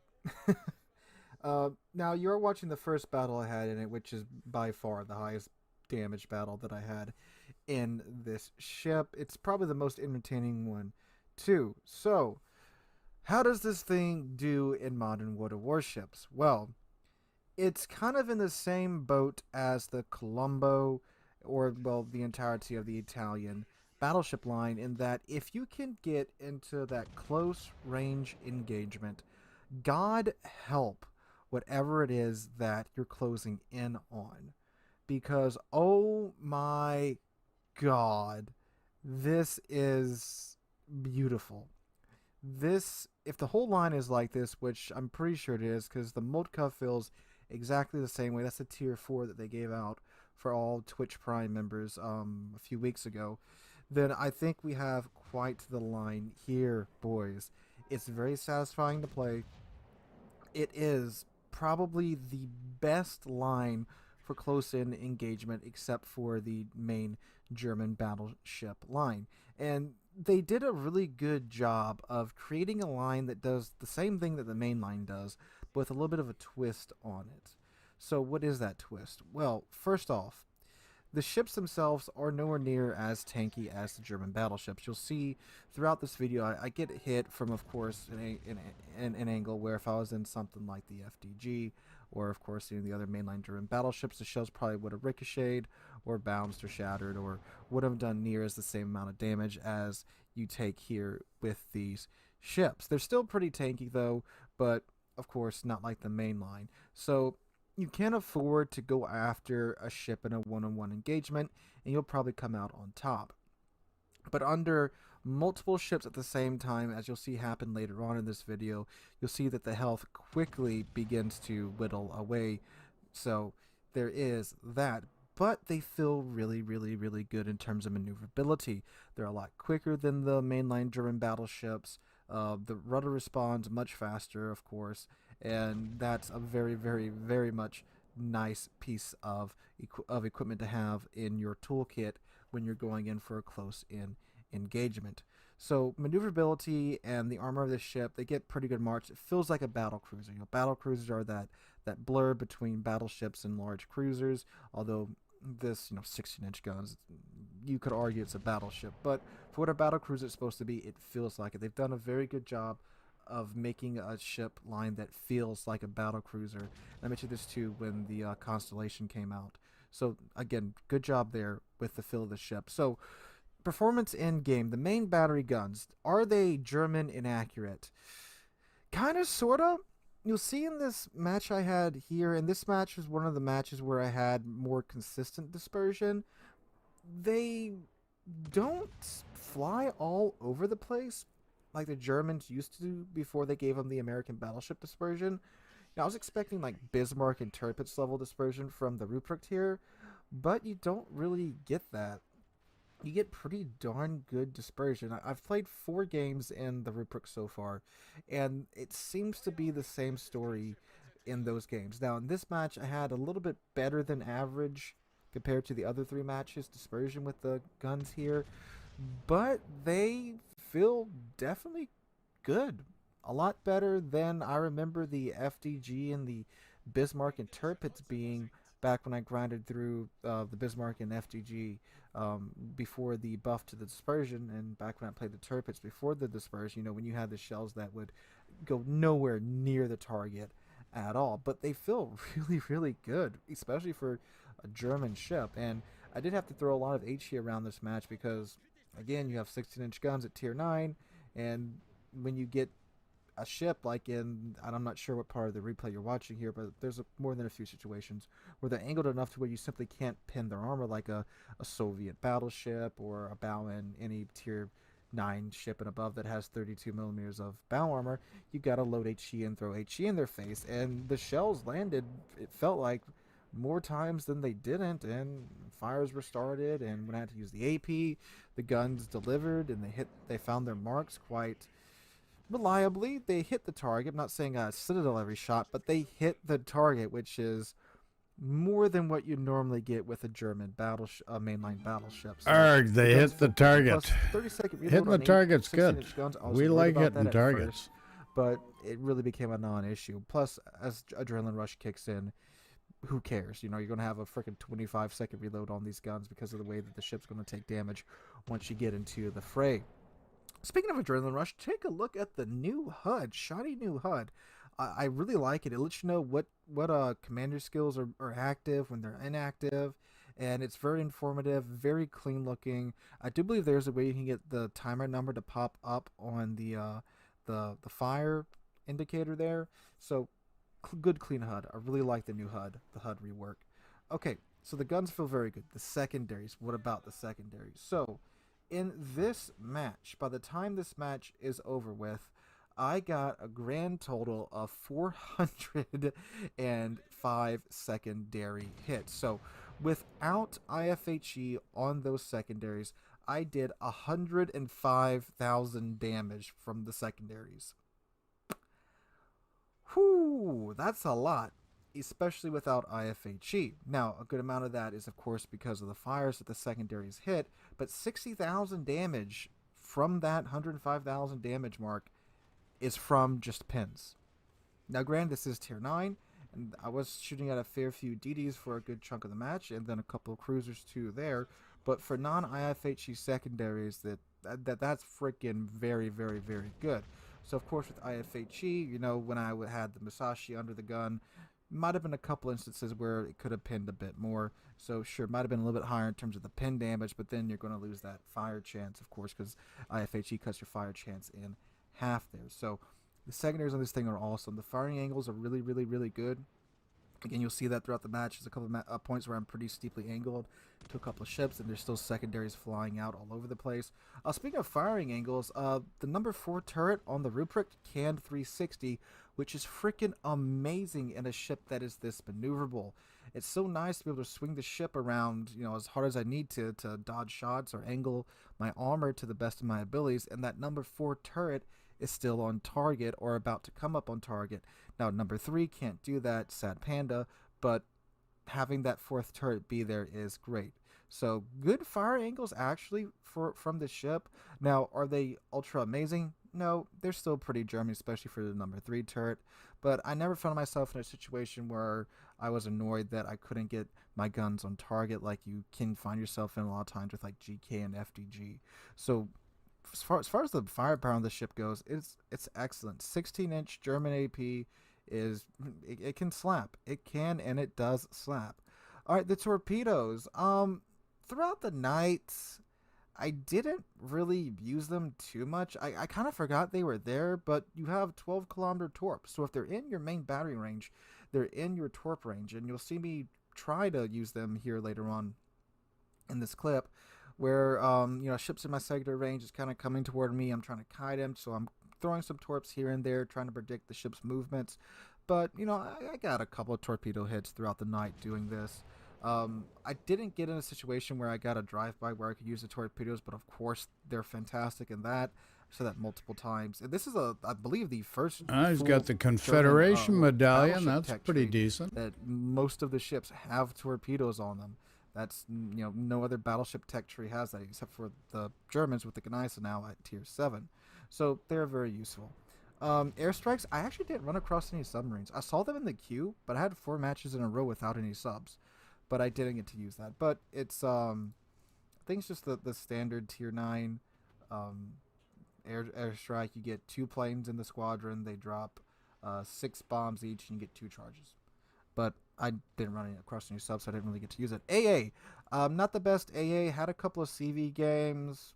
When you're with other ships, you have enough AA to annoy the CV, but definitely not enough to stick out on your own. And plus, you don't have DFA or anything to boost that, so yeah. Maneuverability, we already talked about this. The ship is very maneuverable. It's very nice to have a ship that can rock and roll at 33 knots with the speed flag. And again, it's very maneuverable. The rudder shift time is very good. 15-second space. You can build into that if you want to. You have a really maneuverable battleships here. Concealment, 13.6 kilometer concealment, the current build I'm running. You can build into that. Now, this is something you could do. You could take, what skill is it? The main battery booster for when they close quarters combat. You could take close quarters combat off of my build and slap the concealment expert build on commander skill on here, and your firing range for your secondaries and your concealment range would pretty much be the same. So literally, when you pop up on a target, you're there in your secondary range. So you could do that. I like the main battery reload booster because it gives the guns that bit more of an oomph in a fight because you can get your shells out that much quicker. I know it's only 10%, but hey, in a brawl, seconds matter. So I might pop that on later on, sometime when I'm playing this line down the road and see how it works. I'm sure it would be, freaking hilarious. Just pop up on a ship and you're already within your secondary range. So overall, the Ruprecht, it's a fun ship. This is looking like it's going to be a very fun line.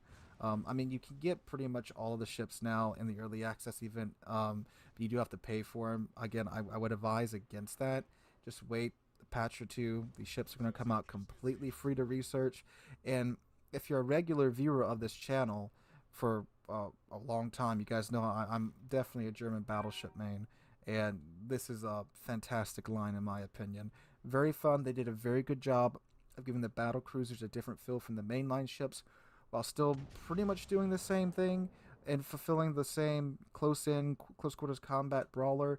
Although the mainline is again much tankier. So if you want to do like those epic like 1v3, sometimes you can pull off the mainlines for that. But as far as like one-on-one combat, these ships will tear apart any ships that get within their secondary range and stay there for any duration. With the speed and maneuverability, you can kind of dictate the terms of that engagement too. It looks like it's going to be a ton of fun. I can't wait for the Schlieffen to come out in the next patch or two. No, I'm not going to throw my money at the auction event and try to get the Schlieffen. I can't even imagine what the price is going to be on there. But yeah, I'm not going to do that. I'm just going to wait for it to come out. And it looks like it's going to be a fun line. Overall, my rating of the ship, this is a ship that I'd recommend you guys check out. This is a line that I do recommend you guys grind once it comes out fully in a patch or two.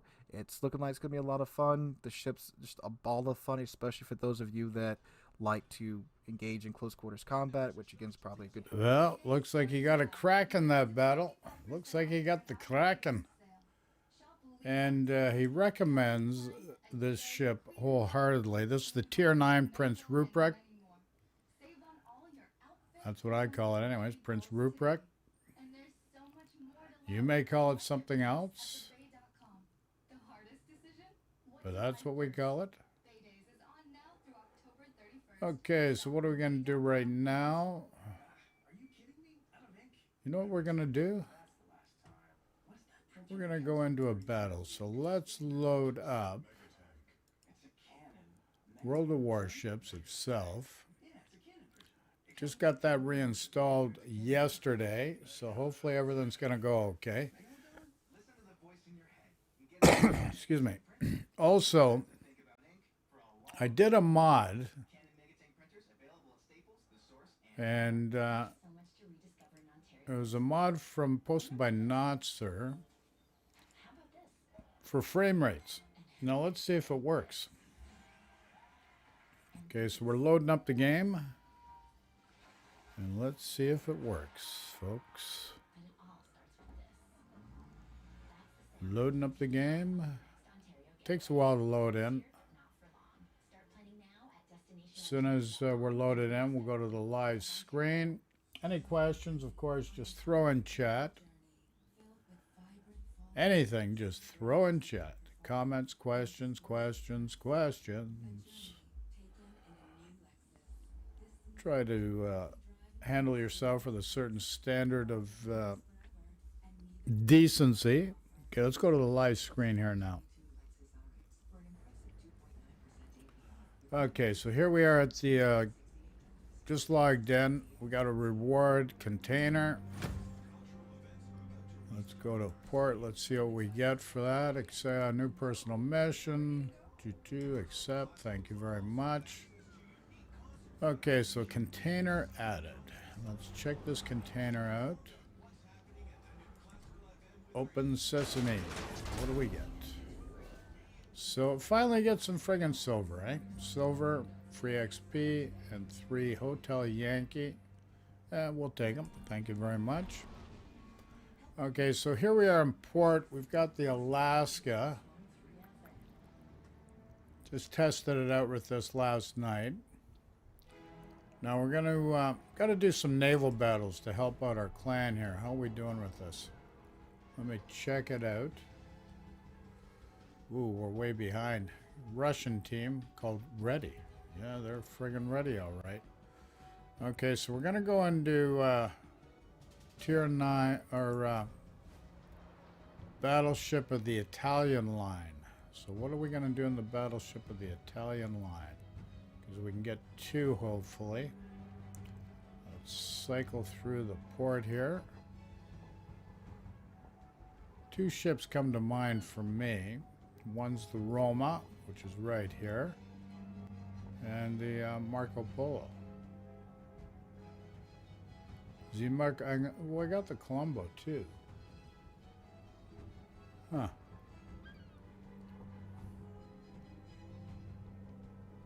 Captain do I have on the Roma?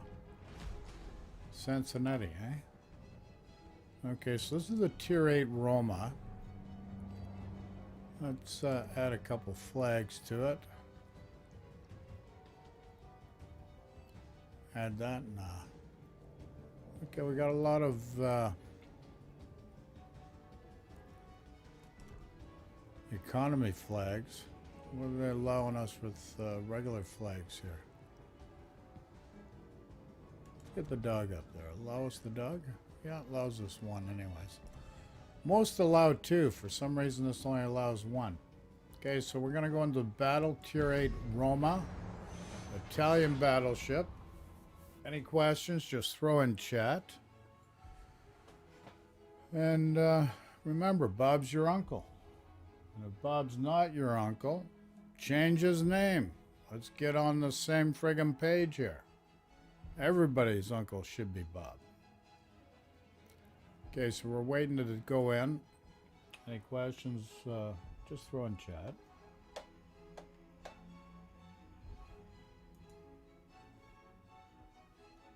No, no questions. Okay, thank you very much. Thank you, thank you, thank you. So it's taking a bit to go in. Let's just wait and see what happens here. Sometimes it's quick, sometimes it's not. What can I say? Sometimes it's quick, and sometimes it ain't. Yeah, baby. Okay, we're going in. Oh, so I did, as I said, the frame per second hack. Let's see if it works.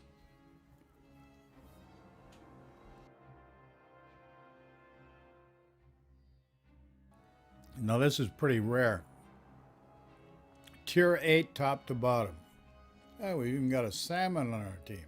Anybody into salmon? I love salmon.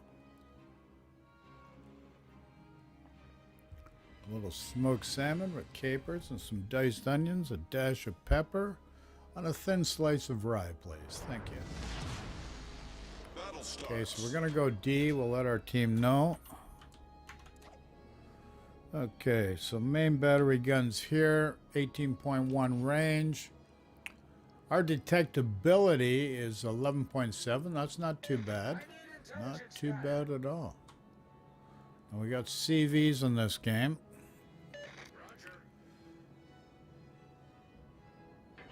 I don't know where our friggin' depth charges fly out here. Okay, spotting aircrafts. We got extra range. 5 heals, depth charges.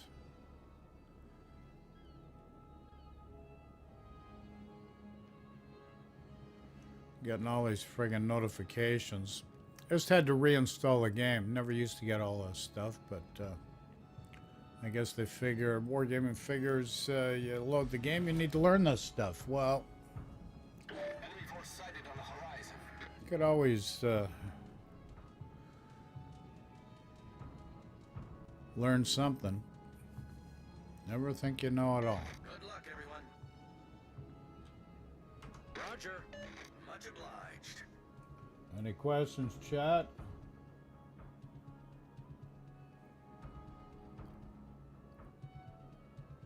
So we got a Cleveland and a CAG ahead of us. Seems pretty light here so far. Let's get our guns a little further around.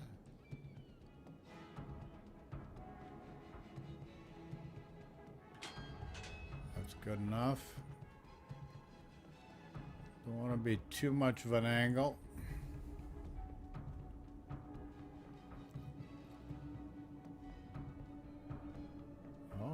planes. The planes, boss. Okay, there's something up there. I have no idea what it is. So our range is 18-1.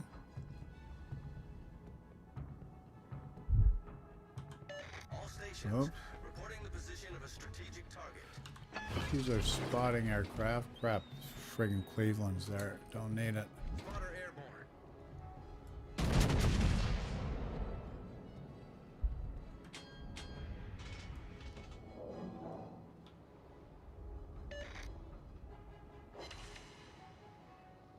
All stations. Friggin' non-pen with friggin' HE. Can you believe it? Non-pen with HE. Friggin' unbelievable. Enemy destroyer detected.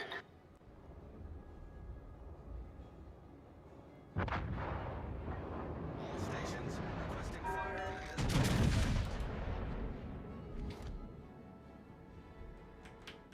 target. Looks like we're getting the cap. And the keg can stay there, hopefully a little bit longer.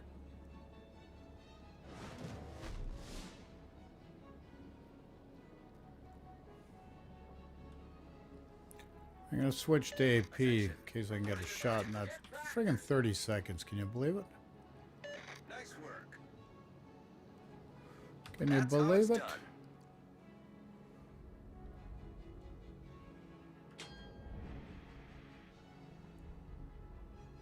All stations, concentrate fire on the target.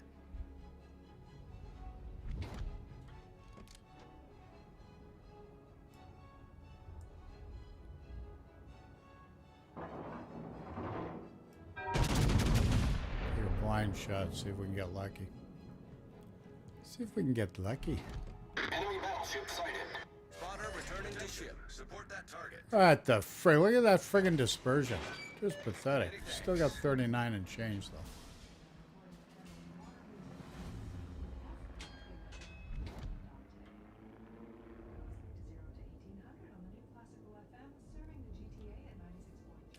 Attack enemy aircraft. Veneto. The Veneto. Come on, light 'em ups.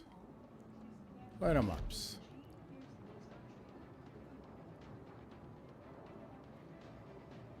Teammate, I need your support.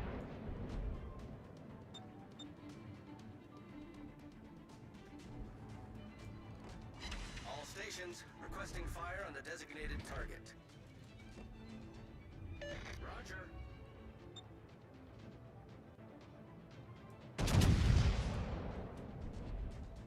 See how we can do against the Cleveland there.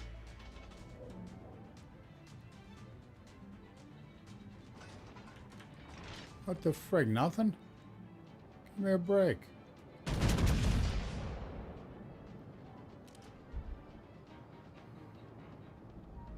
Perfect friggin' shot. Come on. Enemy cruiser There we go. sighted. Thank you.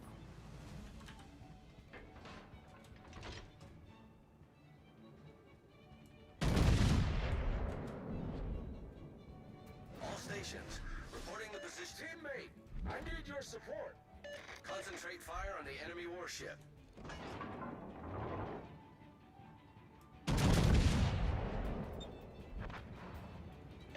Whoopsie, our Bismarck's toast. Come on.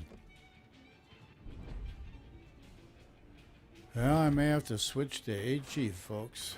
See how long it takes. 30 friggin' seconds. Too friggin' much.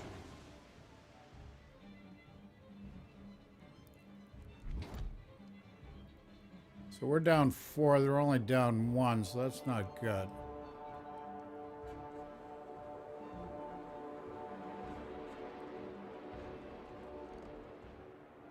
Okay, Veneto.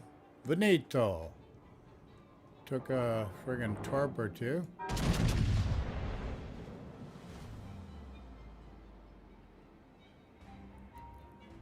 That should be a perfect hit. Come on. Why is nothing hitting? Just because he disappears is not right. Give me a friggin' break, pals. –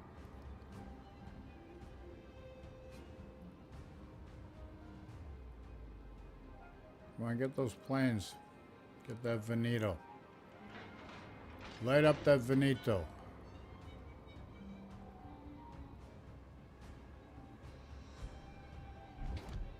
There we go. Concentrate fire on the target.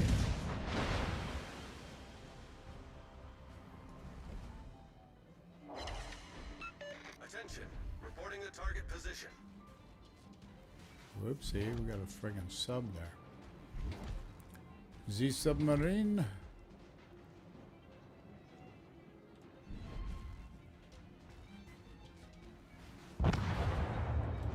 Oopsie, sub got our friggin' keg. Oh no. This is not looking good, folks. All stations. Reporting the position of a strategic target. Roger.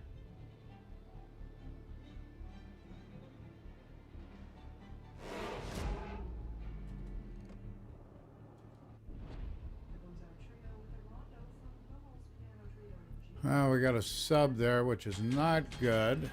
I'm in a battleship.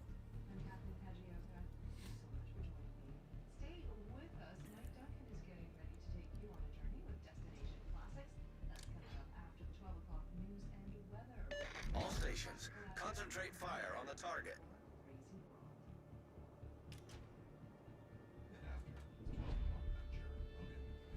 Let's switch to AP. Let's go around this way. All stations requesting fire on the designated target. Well, we're down 6 ships to their 1, so this is not good. Not good at all, Governor. May have to ram this guy. Got no choice. Got no choice. Little fly swatter.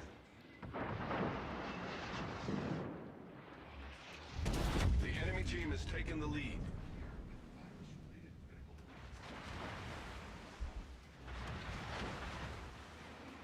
Why'd nothing hit? That was a perfect friggin' shot. Torpedoes to port. That was a perfect friggin' shot. What gives Torpedoes to here? stern. What the Ship is on frig fire. gives?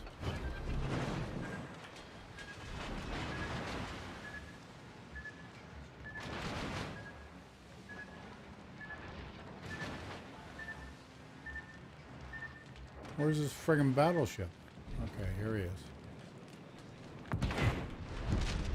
What the frig?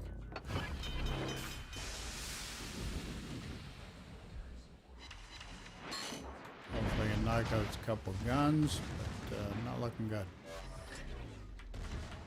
Not Problem looking solved, good, sir. folks.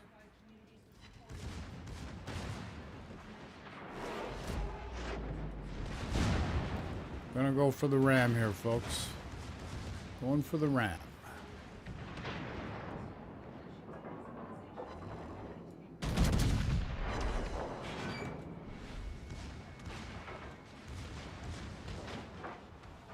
Going for the ram, boys. Going for the ram.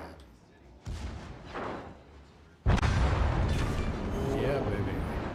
That's all I get for a ram? Come on. That's it? Holy crap, man. Holy crap.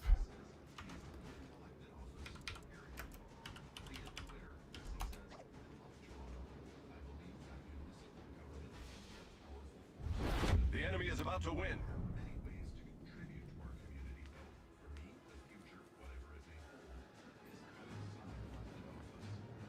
So what do you guys think?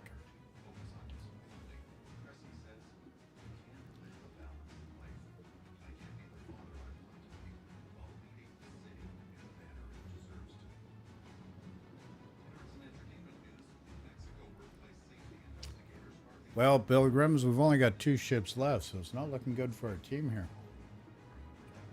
Not looking good, Governor.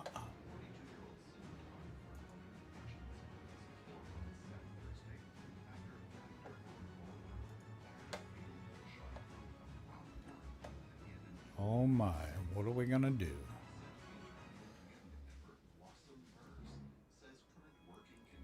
Well, without a win, and based on, I didn't get much for that ram. I don't know why it was so friggin' little. Maybe I needed a ram flag. I don't know. I feel cheated, folks. Absolutely. So what happened with our team? Well, like most teams, you gotta push in there. What are you doing sitting back there? You gotta push in. And that's the biggest friggin' mistake you can make. Pushing in too soon. Friggin' ship goes bye-byes. And guess what? It's tough to win a game when you're friggin' scraping the sea bottom. Ain't gonna happen. Just ain't gonna happen. Just say it ain't so, Joe. Just say it ain't so. Shoeless Joe Jackson. Our Massachusetts is our last surviving member of our team, and you might as well just go right in and get it over with quick. It's gonna get hammered by these friggin' planes. How does that friggin' Dutch cruiser get three different fleets of airplanes out at once? How does he do that? Huh. Interesting. Very interesting. Okay, did I get what I needed? I don't think so. I got half decent credits because of the economy flags. Just so performance-wise. Just nothing on, nothing much on our flank. And our team just friggin' crapped out on that flank. And, no, I didn't get what I needed. No friggin' way. Absolutely not. Okay, I got a slot. What do I get a slot for? Did I win something? Don't think so. We get a container of some type? No, just the regular daily containers. So let's go for resources. I always go for resources. I find best mileage doing that for me. Can always use resources in gameplay. See what we got here. Coal. Always use coal. 3 equal speed Charlies and some Papa Papas. The Papa Papa. Signor Papa. Grazie, grazie. Okay. Go back in. Holy crap. Holy crap.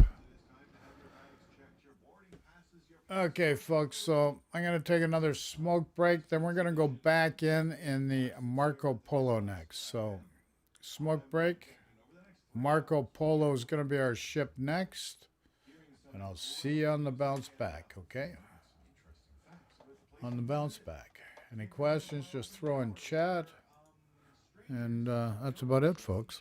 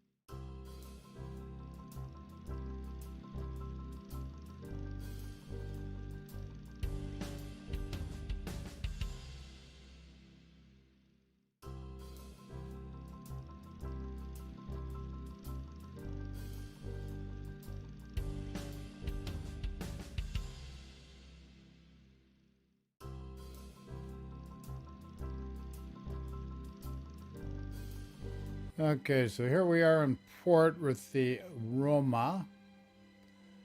I'm going to switch to the live game screen shortly. I'll do it now. Okay, so the Roma is a beautiful ship. That was not a good example of a game. Just our team just collapsed too quickly. Let's go to the Marco Polo now, and let's bring Luigi over. Luigi! Holy moly. I got the gun feeder skill here. I didn't have it on the last. I don't know. Go figure. 30-second friggin' after cooldown. 30-second reload on this. On the friggin' Roma. Give me a friggin' break. Okay, let's see what flag we've got. Let's hope our doggy's on there. Yeah, he is. Cool. What do we got here? Okay, AA flags. You kind of need it sometimes. Let's add another economy flag. It's a premium ship. And let's go into battle. We're going in, folks. We're going in. Holy moly.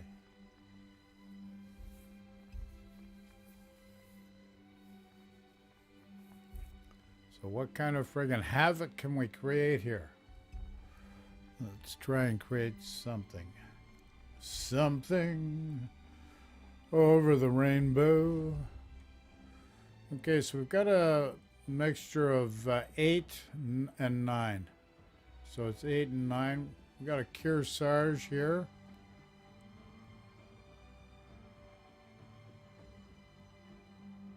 Huh, interesting. 1, 2, 3, 4 friggin' destroyers. Holy crap. But no submarines. Well, look at that sky. That's what's going to happen if friggin' global warming keeps going. We're going to end up with friggin' green clouds. Action stations.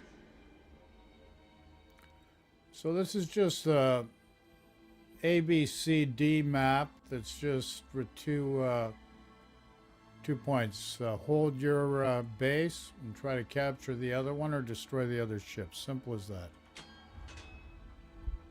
Okay, let's check out our 22.1 on our main guns. Detectability is 13.2. Roma was only 11 and change for a tier 8.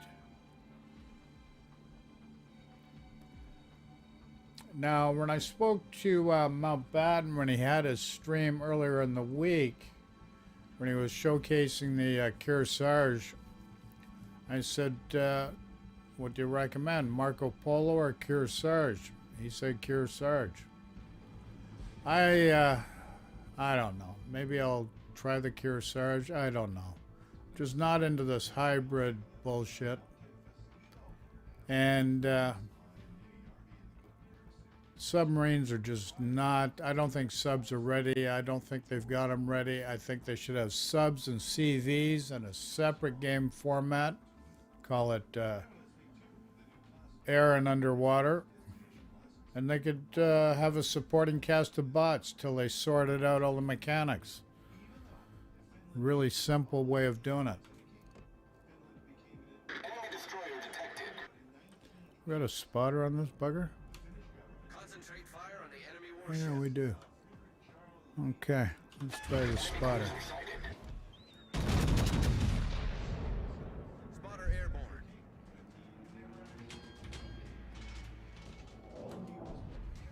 Let's see what happens.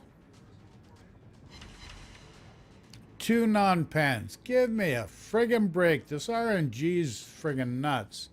And that's something they really need to fix instead of friggin' all these other gimmicks.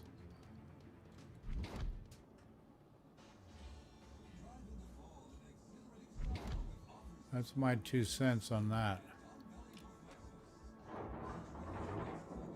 See if we can get lucky on this friggin' Cabras. Concentrate fire on the designated target. That's a lot of friggin' torps coming our way. Enemy destroyer detected.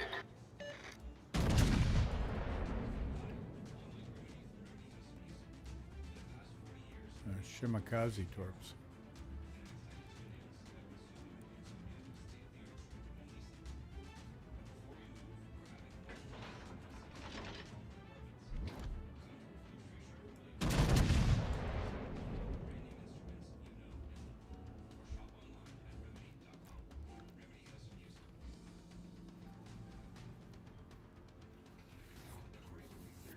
Irigumo's friggin' got his guns going.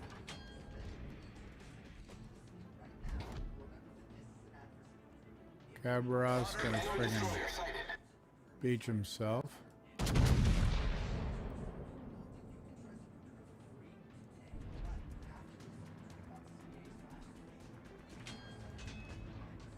Come on, why did nothing friggin' hit? Give me a break, man. Concentrate fire on the enemy warship.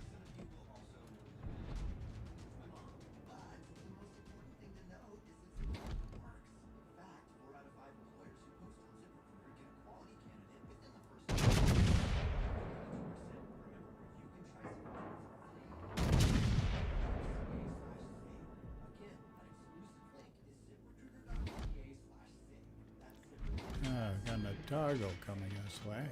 All stations, concentrate fire on the target.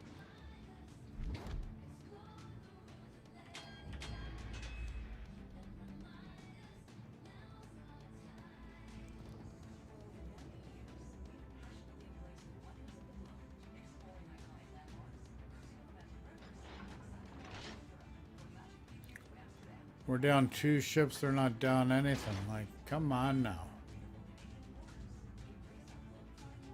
Don't friggin' YOLO your ships, lads.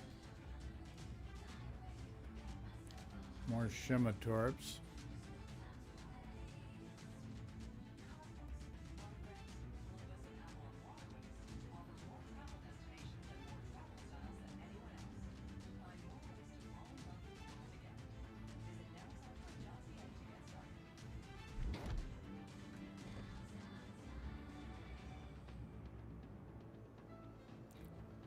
Okay, the Heisen.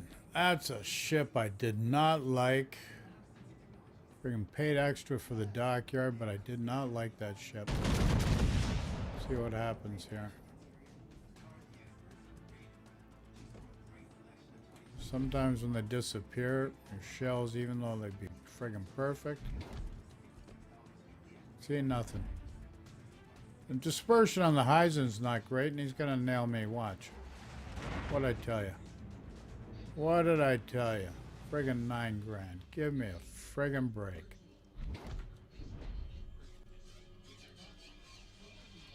Enemy battleship detected. All stations, concentrate fire on the target.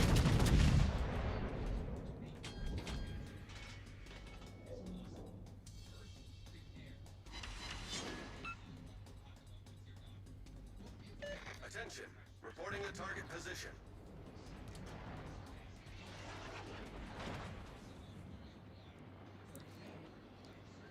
The ship is on fire!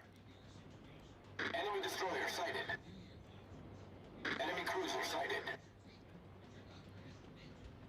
Enemy battleship detected. Oh, nice. Somebody took out the Otago. Cool.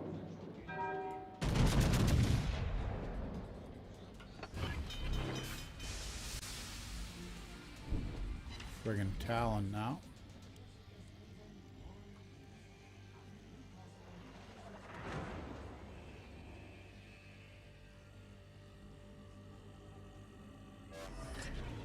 Problem solved, sir.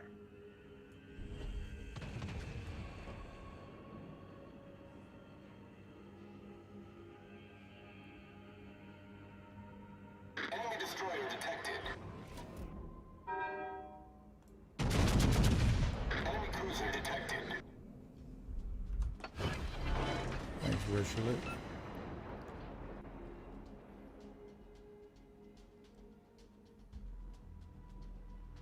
Take out those Talon, lads. Okay. Now this Khabarov's going to be a problem.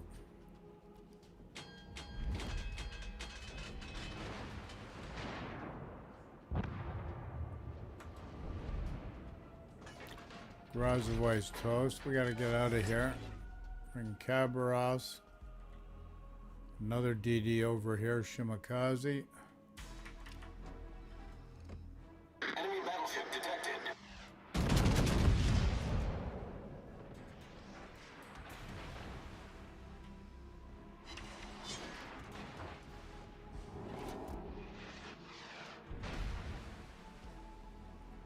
Gotta watch out for this Heisen.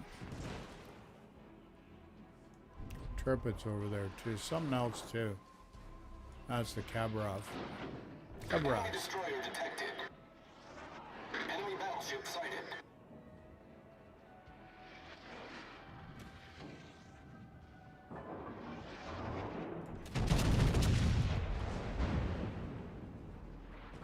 There's the Tirpitz.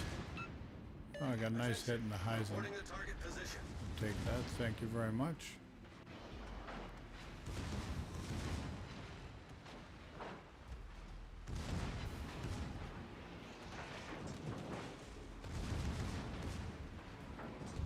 The enemy team has taken the lead. What is it with these friggin' teams? They just friggin' die so Torpedoes to fast. starboard. Torpedoes to starboard. Main turret critically damaged.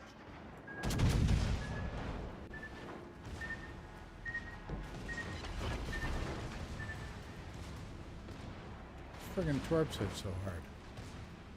Come on, let's go. Oh, this friggin'. Problem solved, sir. Come on, let's turn. Holy crap, holy. The ship is on What fire. a friggin' cluster muck this game is.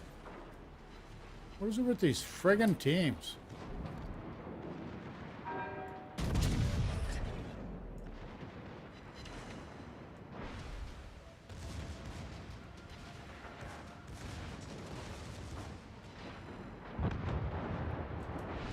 Well, that's one way of getting rid of him. Ah, waste of a shot.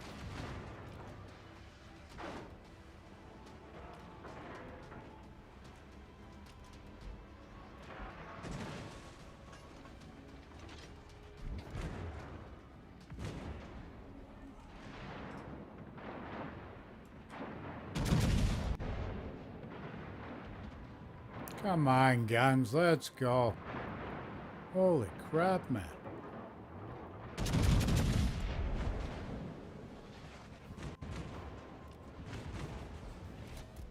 I'm gonna be toast here. What the frig? What is it with these teams? All stations, concentrate fire on Friggin' just fall into the crapper so friggin' fast, man.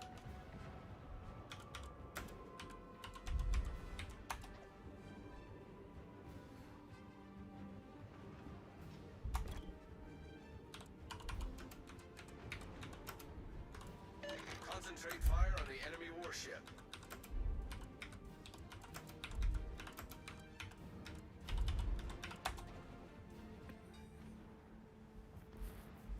Holy crap, I had to throw that in chat. Too many YOLO right into the crapper. All stations, reporting the position of a strategic target. What can you do? The guys over on the port flank, they just friggin' pushed up too fast. Friggin' died too fast. Even on our right flank here, you know, there's no reason why we should be losing guys that quickly. Just doesn't make sense. Just not smart whatsoever. Friggin' reload's pathetic on this ship, though. No, we're not gonna. There's 2 games in a row. Whole team just friggin' collapses. And then you got guys in chat. Oh, you gotta push in. You gotta push in. Friggin' dopes. One of the dumbest friggin' moves. Pushing in, pushing in.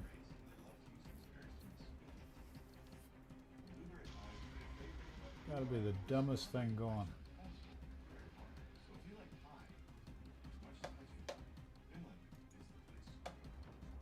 There's some traditional music, the bells of Conavista.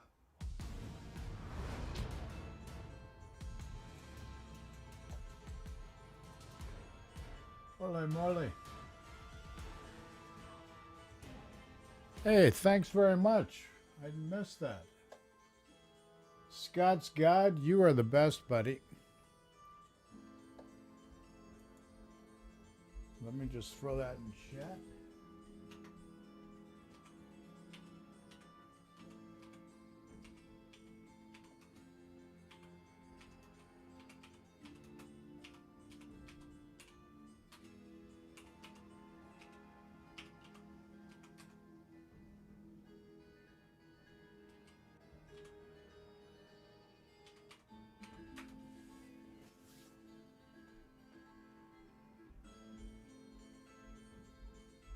Huh.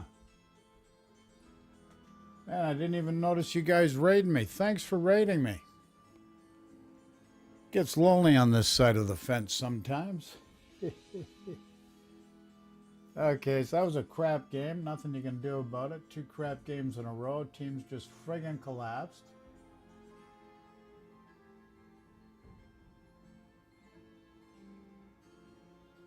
Scotty's a good man. I thank you very much, folks.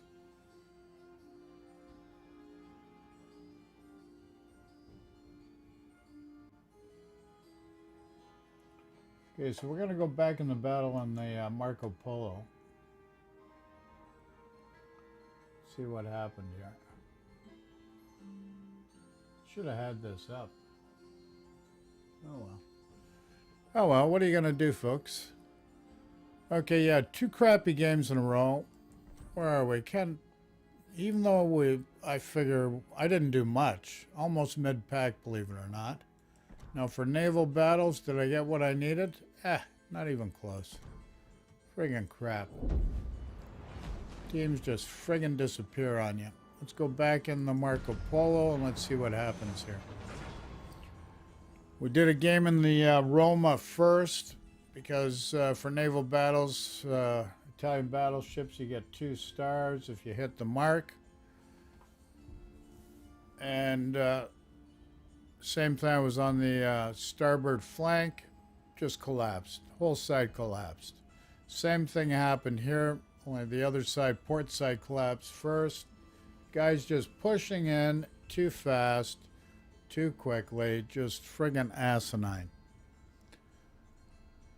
One thing you gotta understand, you cannot win if you're dead. Very simple process. When you're dead, you are toast. Now, hopefully other guys in your team can stay alive. You can pull off a win and bail you out, but you're not going to carry a win if you're dead.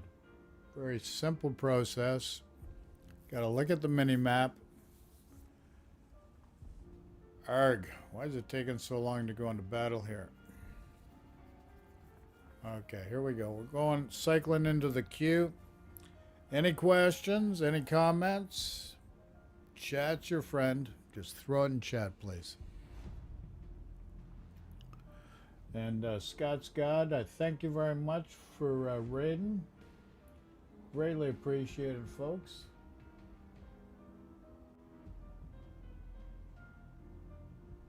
Thurback, it's just friggin' asinine. Doesn't matter how good you are. If the rest of your team's just YOLOing in, you are going to be screwed. It's just a friggin'... That's the reality of things.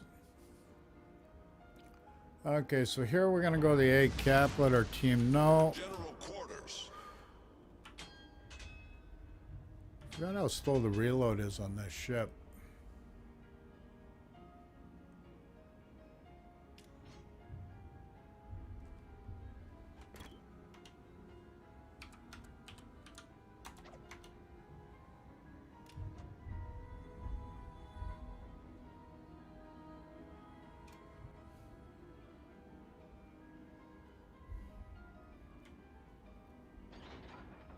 It's going to get in a bit of an angle, not too much. There's a Fletcher on that side. Good destroyer.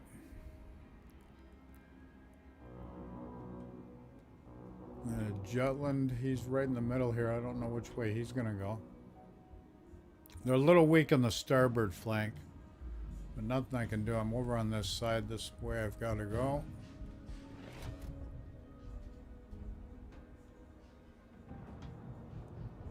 Let's look at the lineup here.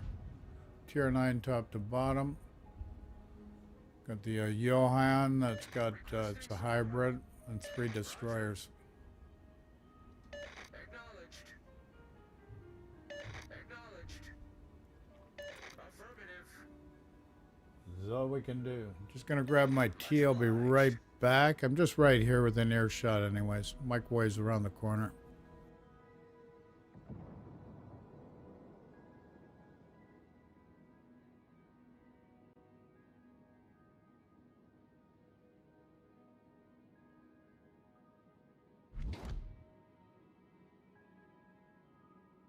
Okay, what do we got up here? I disappeared on us.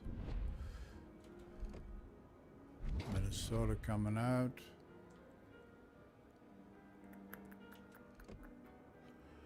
Okie dokie, buddy.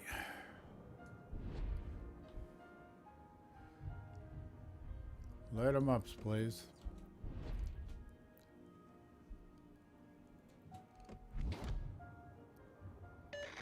Attention. Position. Capture that area. Let's see what happens All with the stations. Buffalo. Report. Acknowledged.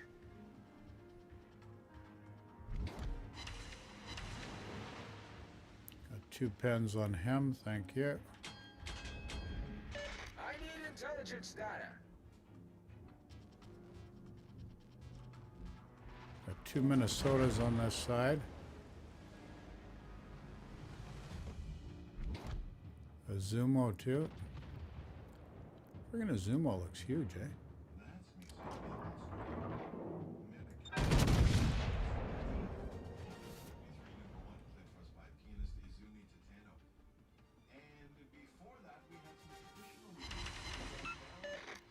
Got a half decent hit in a Zumo.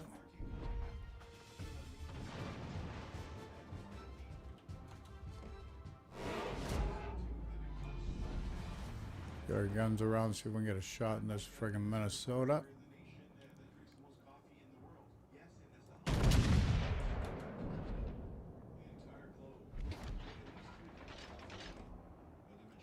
Okay, Buffalo. Attention. Okie dokie. Position. All stations. Reporting the position of a strategic target. The Buffalo is ready. Come on, guys, just nail this friggin' Buffalo.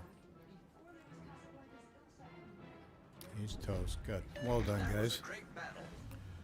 Well done.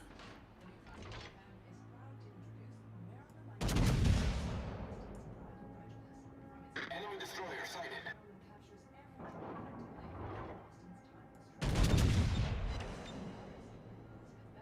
Friggin' ricochet. Exact same shot here. Let's see what happens. So we get 21 pen. Okie dokie.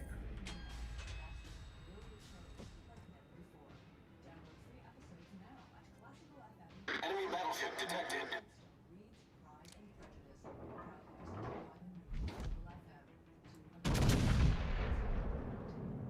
Friggin' guns are weird.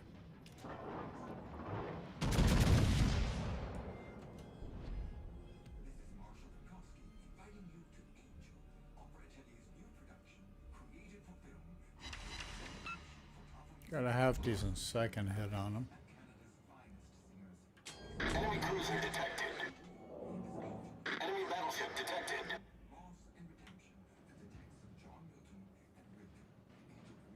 Come on, guns. Let's load them up. Oh, he's toast already. Okay, now we can push up, keep this cap. Maybe I should go over the other side, shore up the other side. These guys are chasing ships. Friggin' stupid. Teammate, I need your Gonna support. shore up the CD side. All stations. Come on, Proceed let's to go, capture. buddies. Affirmative.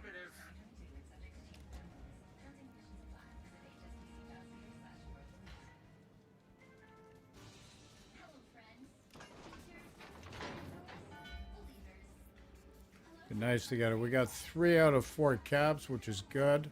They're down 3 ships, we're down 2. But if these guys keep pushing Like that friggin' BB that's way up there at D2, that's just a friggin' asinine move. He might get lucky, but just friggin' dumb. Get back!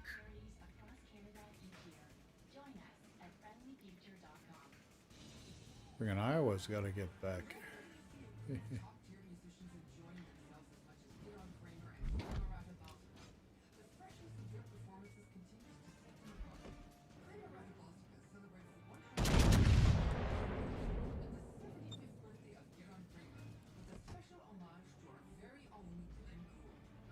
Enemy cruiser The sighted. guy turned. Lucky bugger. Lucky bugger. Enemy destroyer sighted. Johan's just friggin' playing it Concentrate safe. fire on the designated target. Come on, Palmer, where you going, buddy? Our team has taken the lead.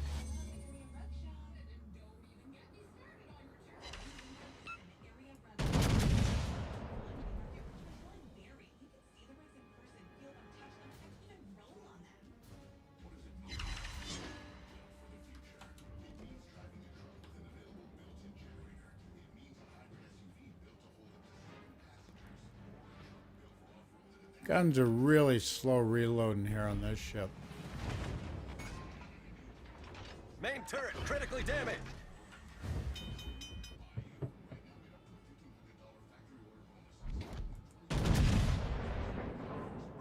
Enemy destroyer sighted.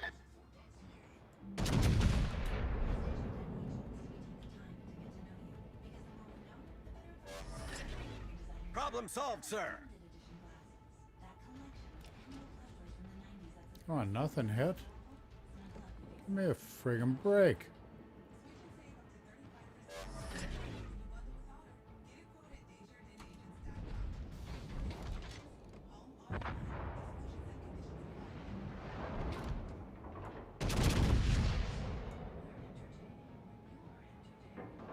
Enemy cruiser detected. Torpedoes to port.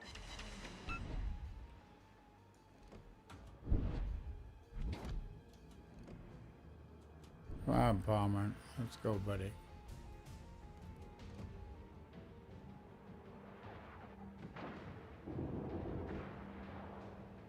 That's all I'm wasting on you.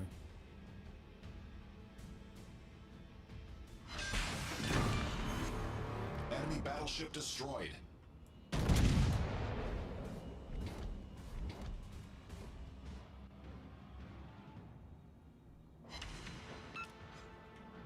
All stations requesting fire on the designated target. Okay, good thing I shored up this side. That'll help our team a lot.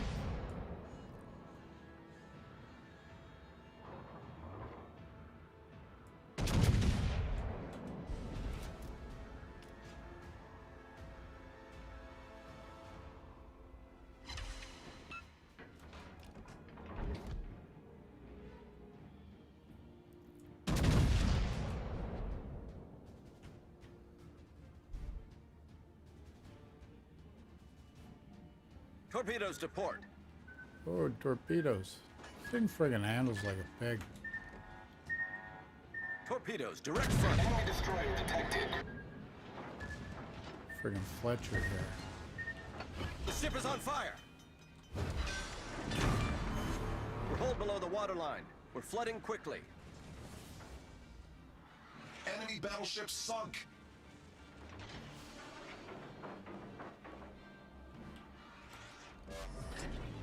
Problem solved, sir.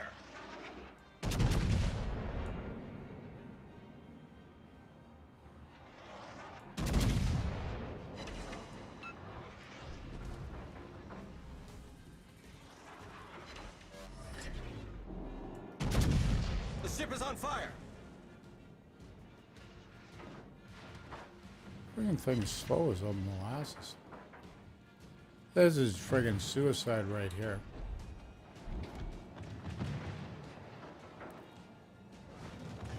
If he can load up his torps, I'm screwed. I was screwed, baby. I was screwed. Torpedoes dead ahead. Got 3 pens on him at least. What else you gonna do? Got a friggin' ran, but no other support here on this. There is further up, but we're gonna win the game anyways. Finally won a game. Did I get what I needed? Let's check. Check the credits out. Yeah, I got what I needed. I'm pretty sure I did. How do we come out overall? Just above mid pack. Freaking thing handles like a pig. Absolutely atrocious, I tell you. Absolutely atrocious. Ship added. U-99. Cash a lot. These friggin' rentals. Screw that. I'm not paying money to friggin' play those. I'm not paying money to play those subs. Forget it. Go have a party on your own. Okay, gonna take resources. Any questions, throw in chat, folks.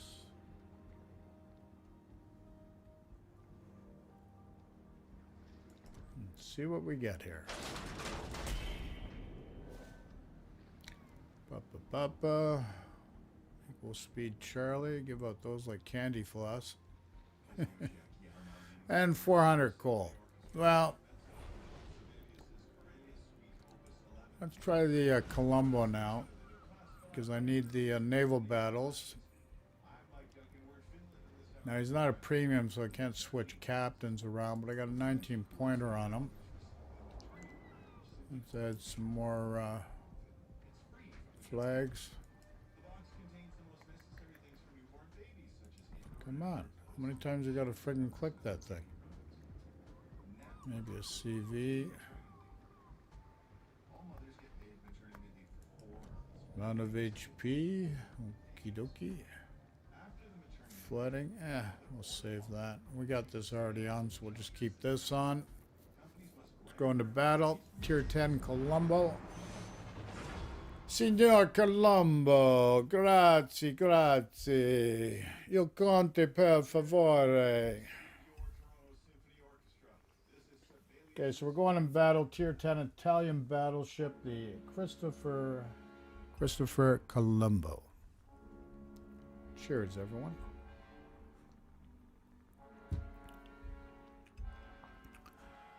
Okay, we're cycling into battle here now, so any questions, just throw in chat, comments, chat. I gotta be suffering from fat finger syndrome. Notice the message I typed into Scott there. Hopefully I'll have to remind him tomorrow. Or, sorry, maybe next weekend. Oy vey. Thanks for popping in, guys. Greatly appreciated. Let's look at this once again. Tier 10 top to bottom. We got a friggin' General quarters. one submarine and 3 destroyers. Pretty sure the range is 18 on this. 18.9. Detectability is 15.6, so we stick out like a sore thumb.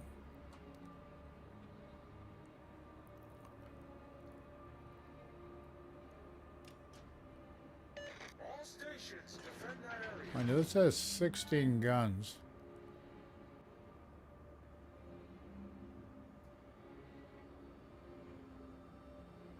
Ah, turrets go right around. Cool. Coolio. Oopsie.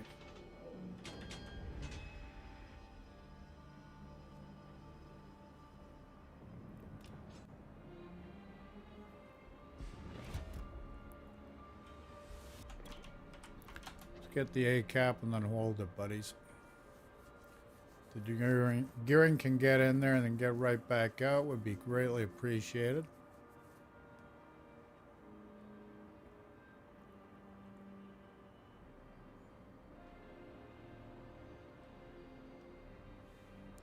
Hit pool's 89.9, so for all intents and purposes 90k. Now we have a spotter on this bugger. Yeah, we do. Cool. Try our spotter. See what we can do.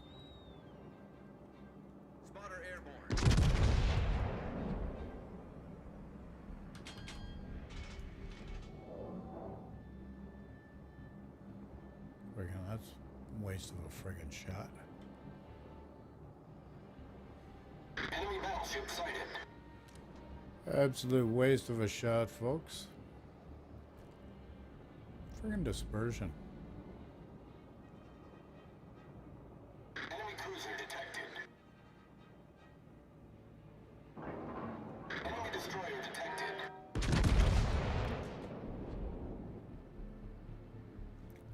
Z-52 torps were out of range.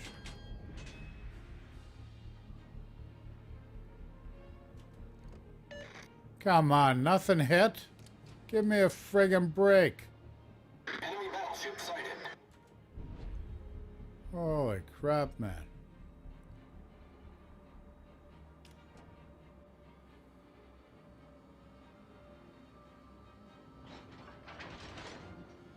We're already down one ship.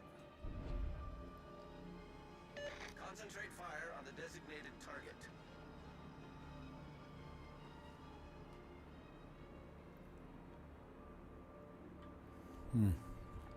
Absolutely. Indeed.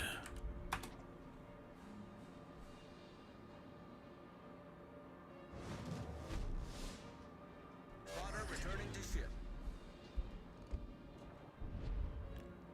So we're out of spotter already. Too bad the gearing couldn't get in there. All stations requesting fire on the designated target. Okay, their Wooster's down. Well done. Way to go, Daring.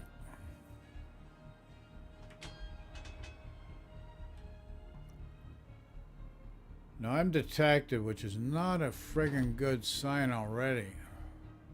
Means there's a DD or something.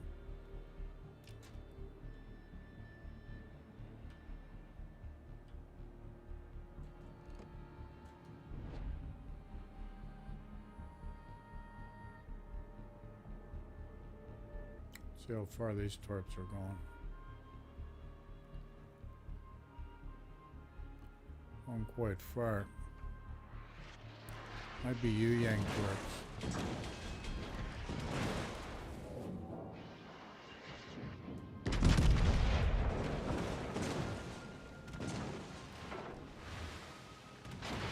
The ship is on fire.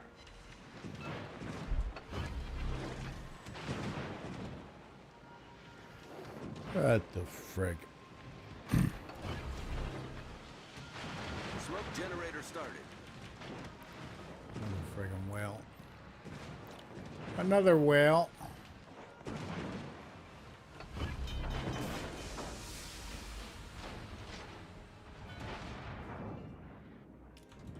I can't hit anything from here.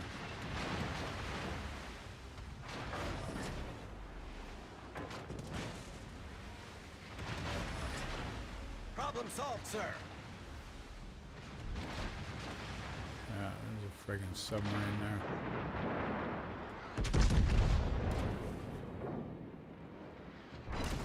The ship is on fire.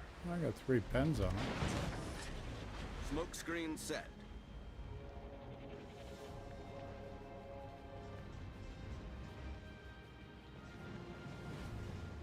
First time I hit sub with my main guns. Nice. Our team has taken the lead.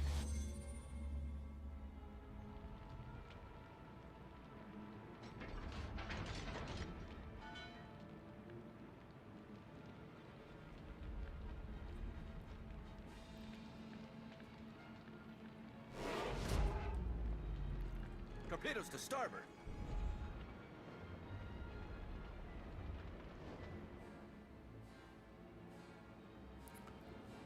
Can't hit anything with these guns. Not from here.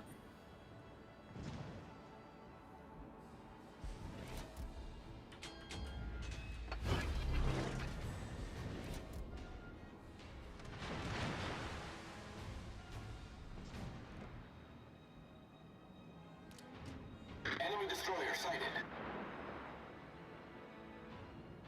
Enemy cruiser detected.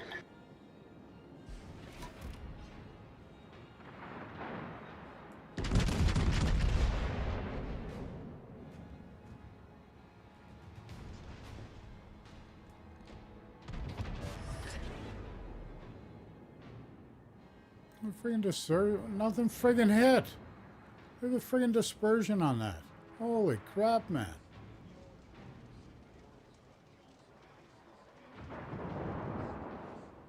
Enemy battleship detected.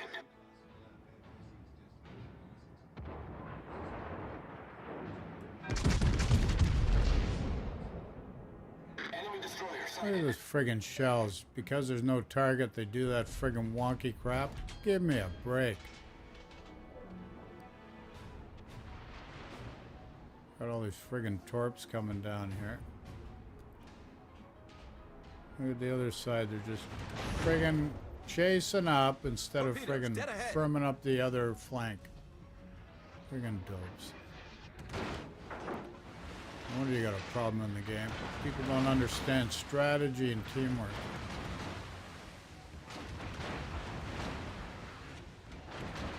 Whole flanks friggin' disappeared.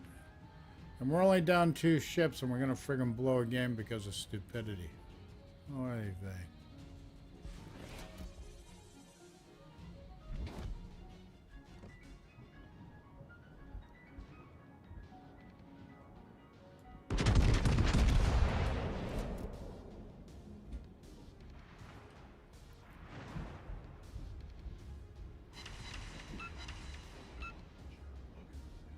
Absolutely nuts.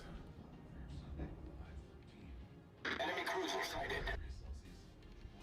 Haragumo's too close. He's got 13-kilometer torps. Yeah, if they're gonna nail me now.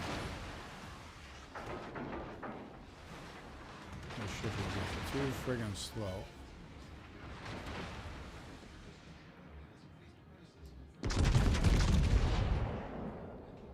See what happens here.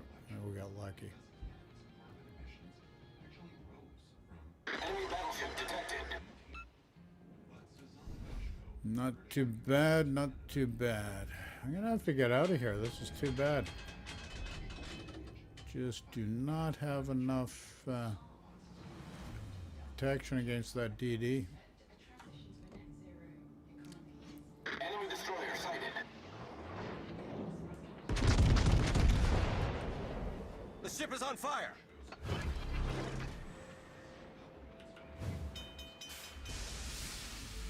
Attention. Reporting the target position. Thank you very much. Cruiser foundered. Our team has taken the lead.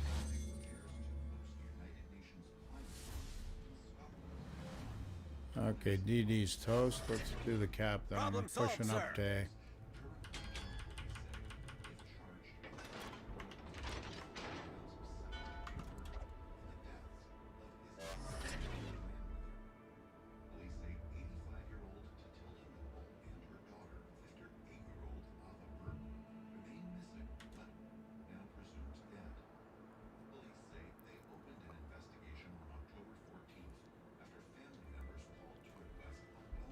Still got a half decent hit pool left.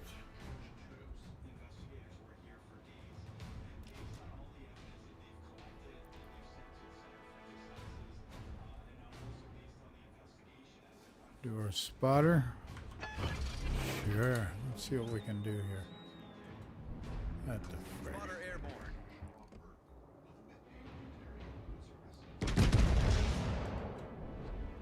Z. Henry.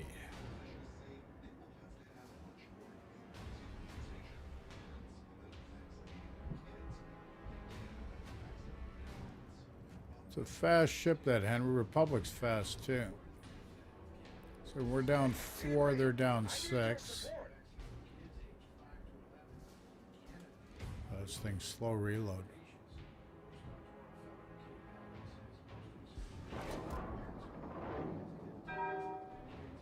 Enemy battleship detected. I need help.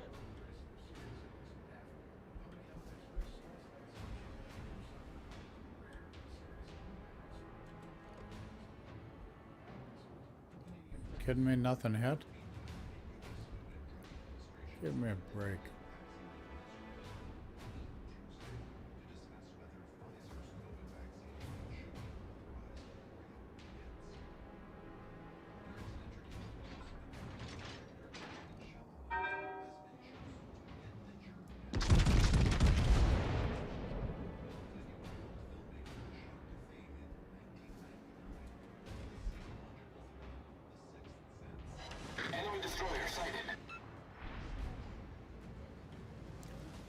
Here's a friggin' Yu Yang. He can friggin' definitely nail me with his torps from this distance. Logger returning to ship.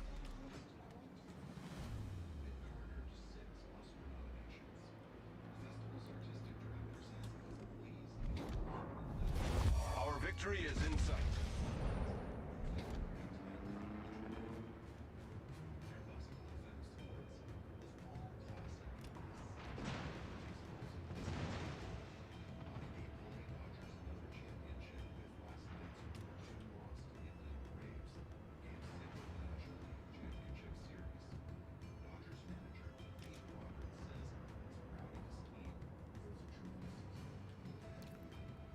Okay. If anybody's a Dodgers fan, unfortunately the Dodgers lost last night.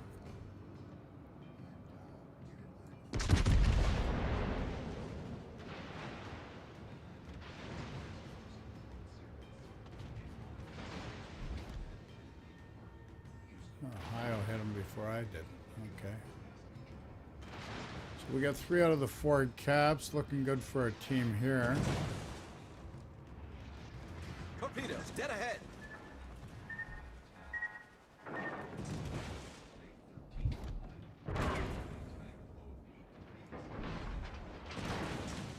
The ship is on fire.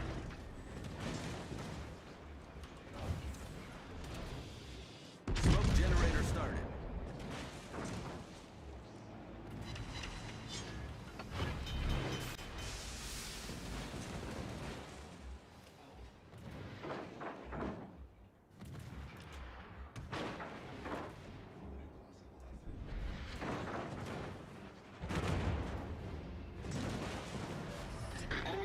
Problem solved, sir.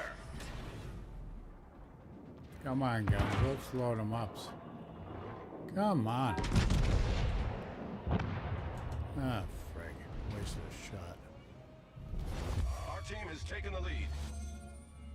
Republic here. Smoke screen set. Torpedoes, direct front.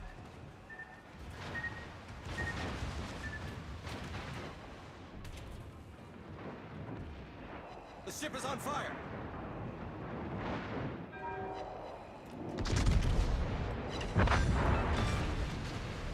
Enemy destroyer foundered. Take that. Thank you. Yu Yang, don't do that again, buddy. You're going to be toast again, buddy.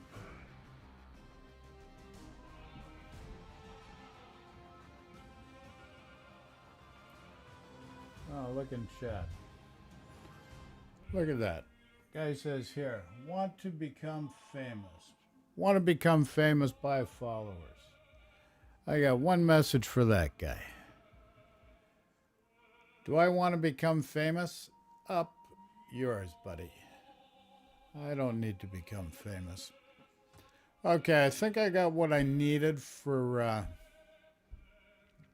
Yeah, we did. Wind makes such a big difference. That's why this naval battle should be based on ribbons. Because a win means you can make your mark. A loss, you could not make your mark. Just doesn't make sense. No sense whatsoever. Let's go to live screen. Let's see what container we got.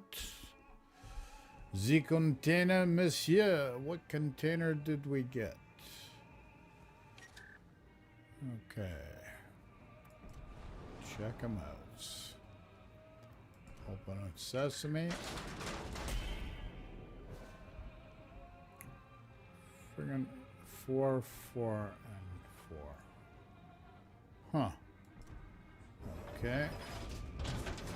Another container. What'd we get? 4, 4, and 5. I've got friggin' camos coming out of my friggin' yin yang. Holy crap.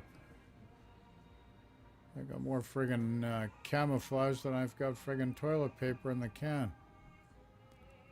Absolutely nuts. Okay, folks. I'm going to...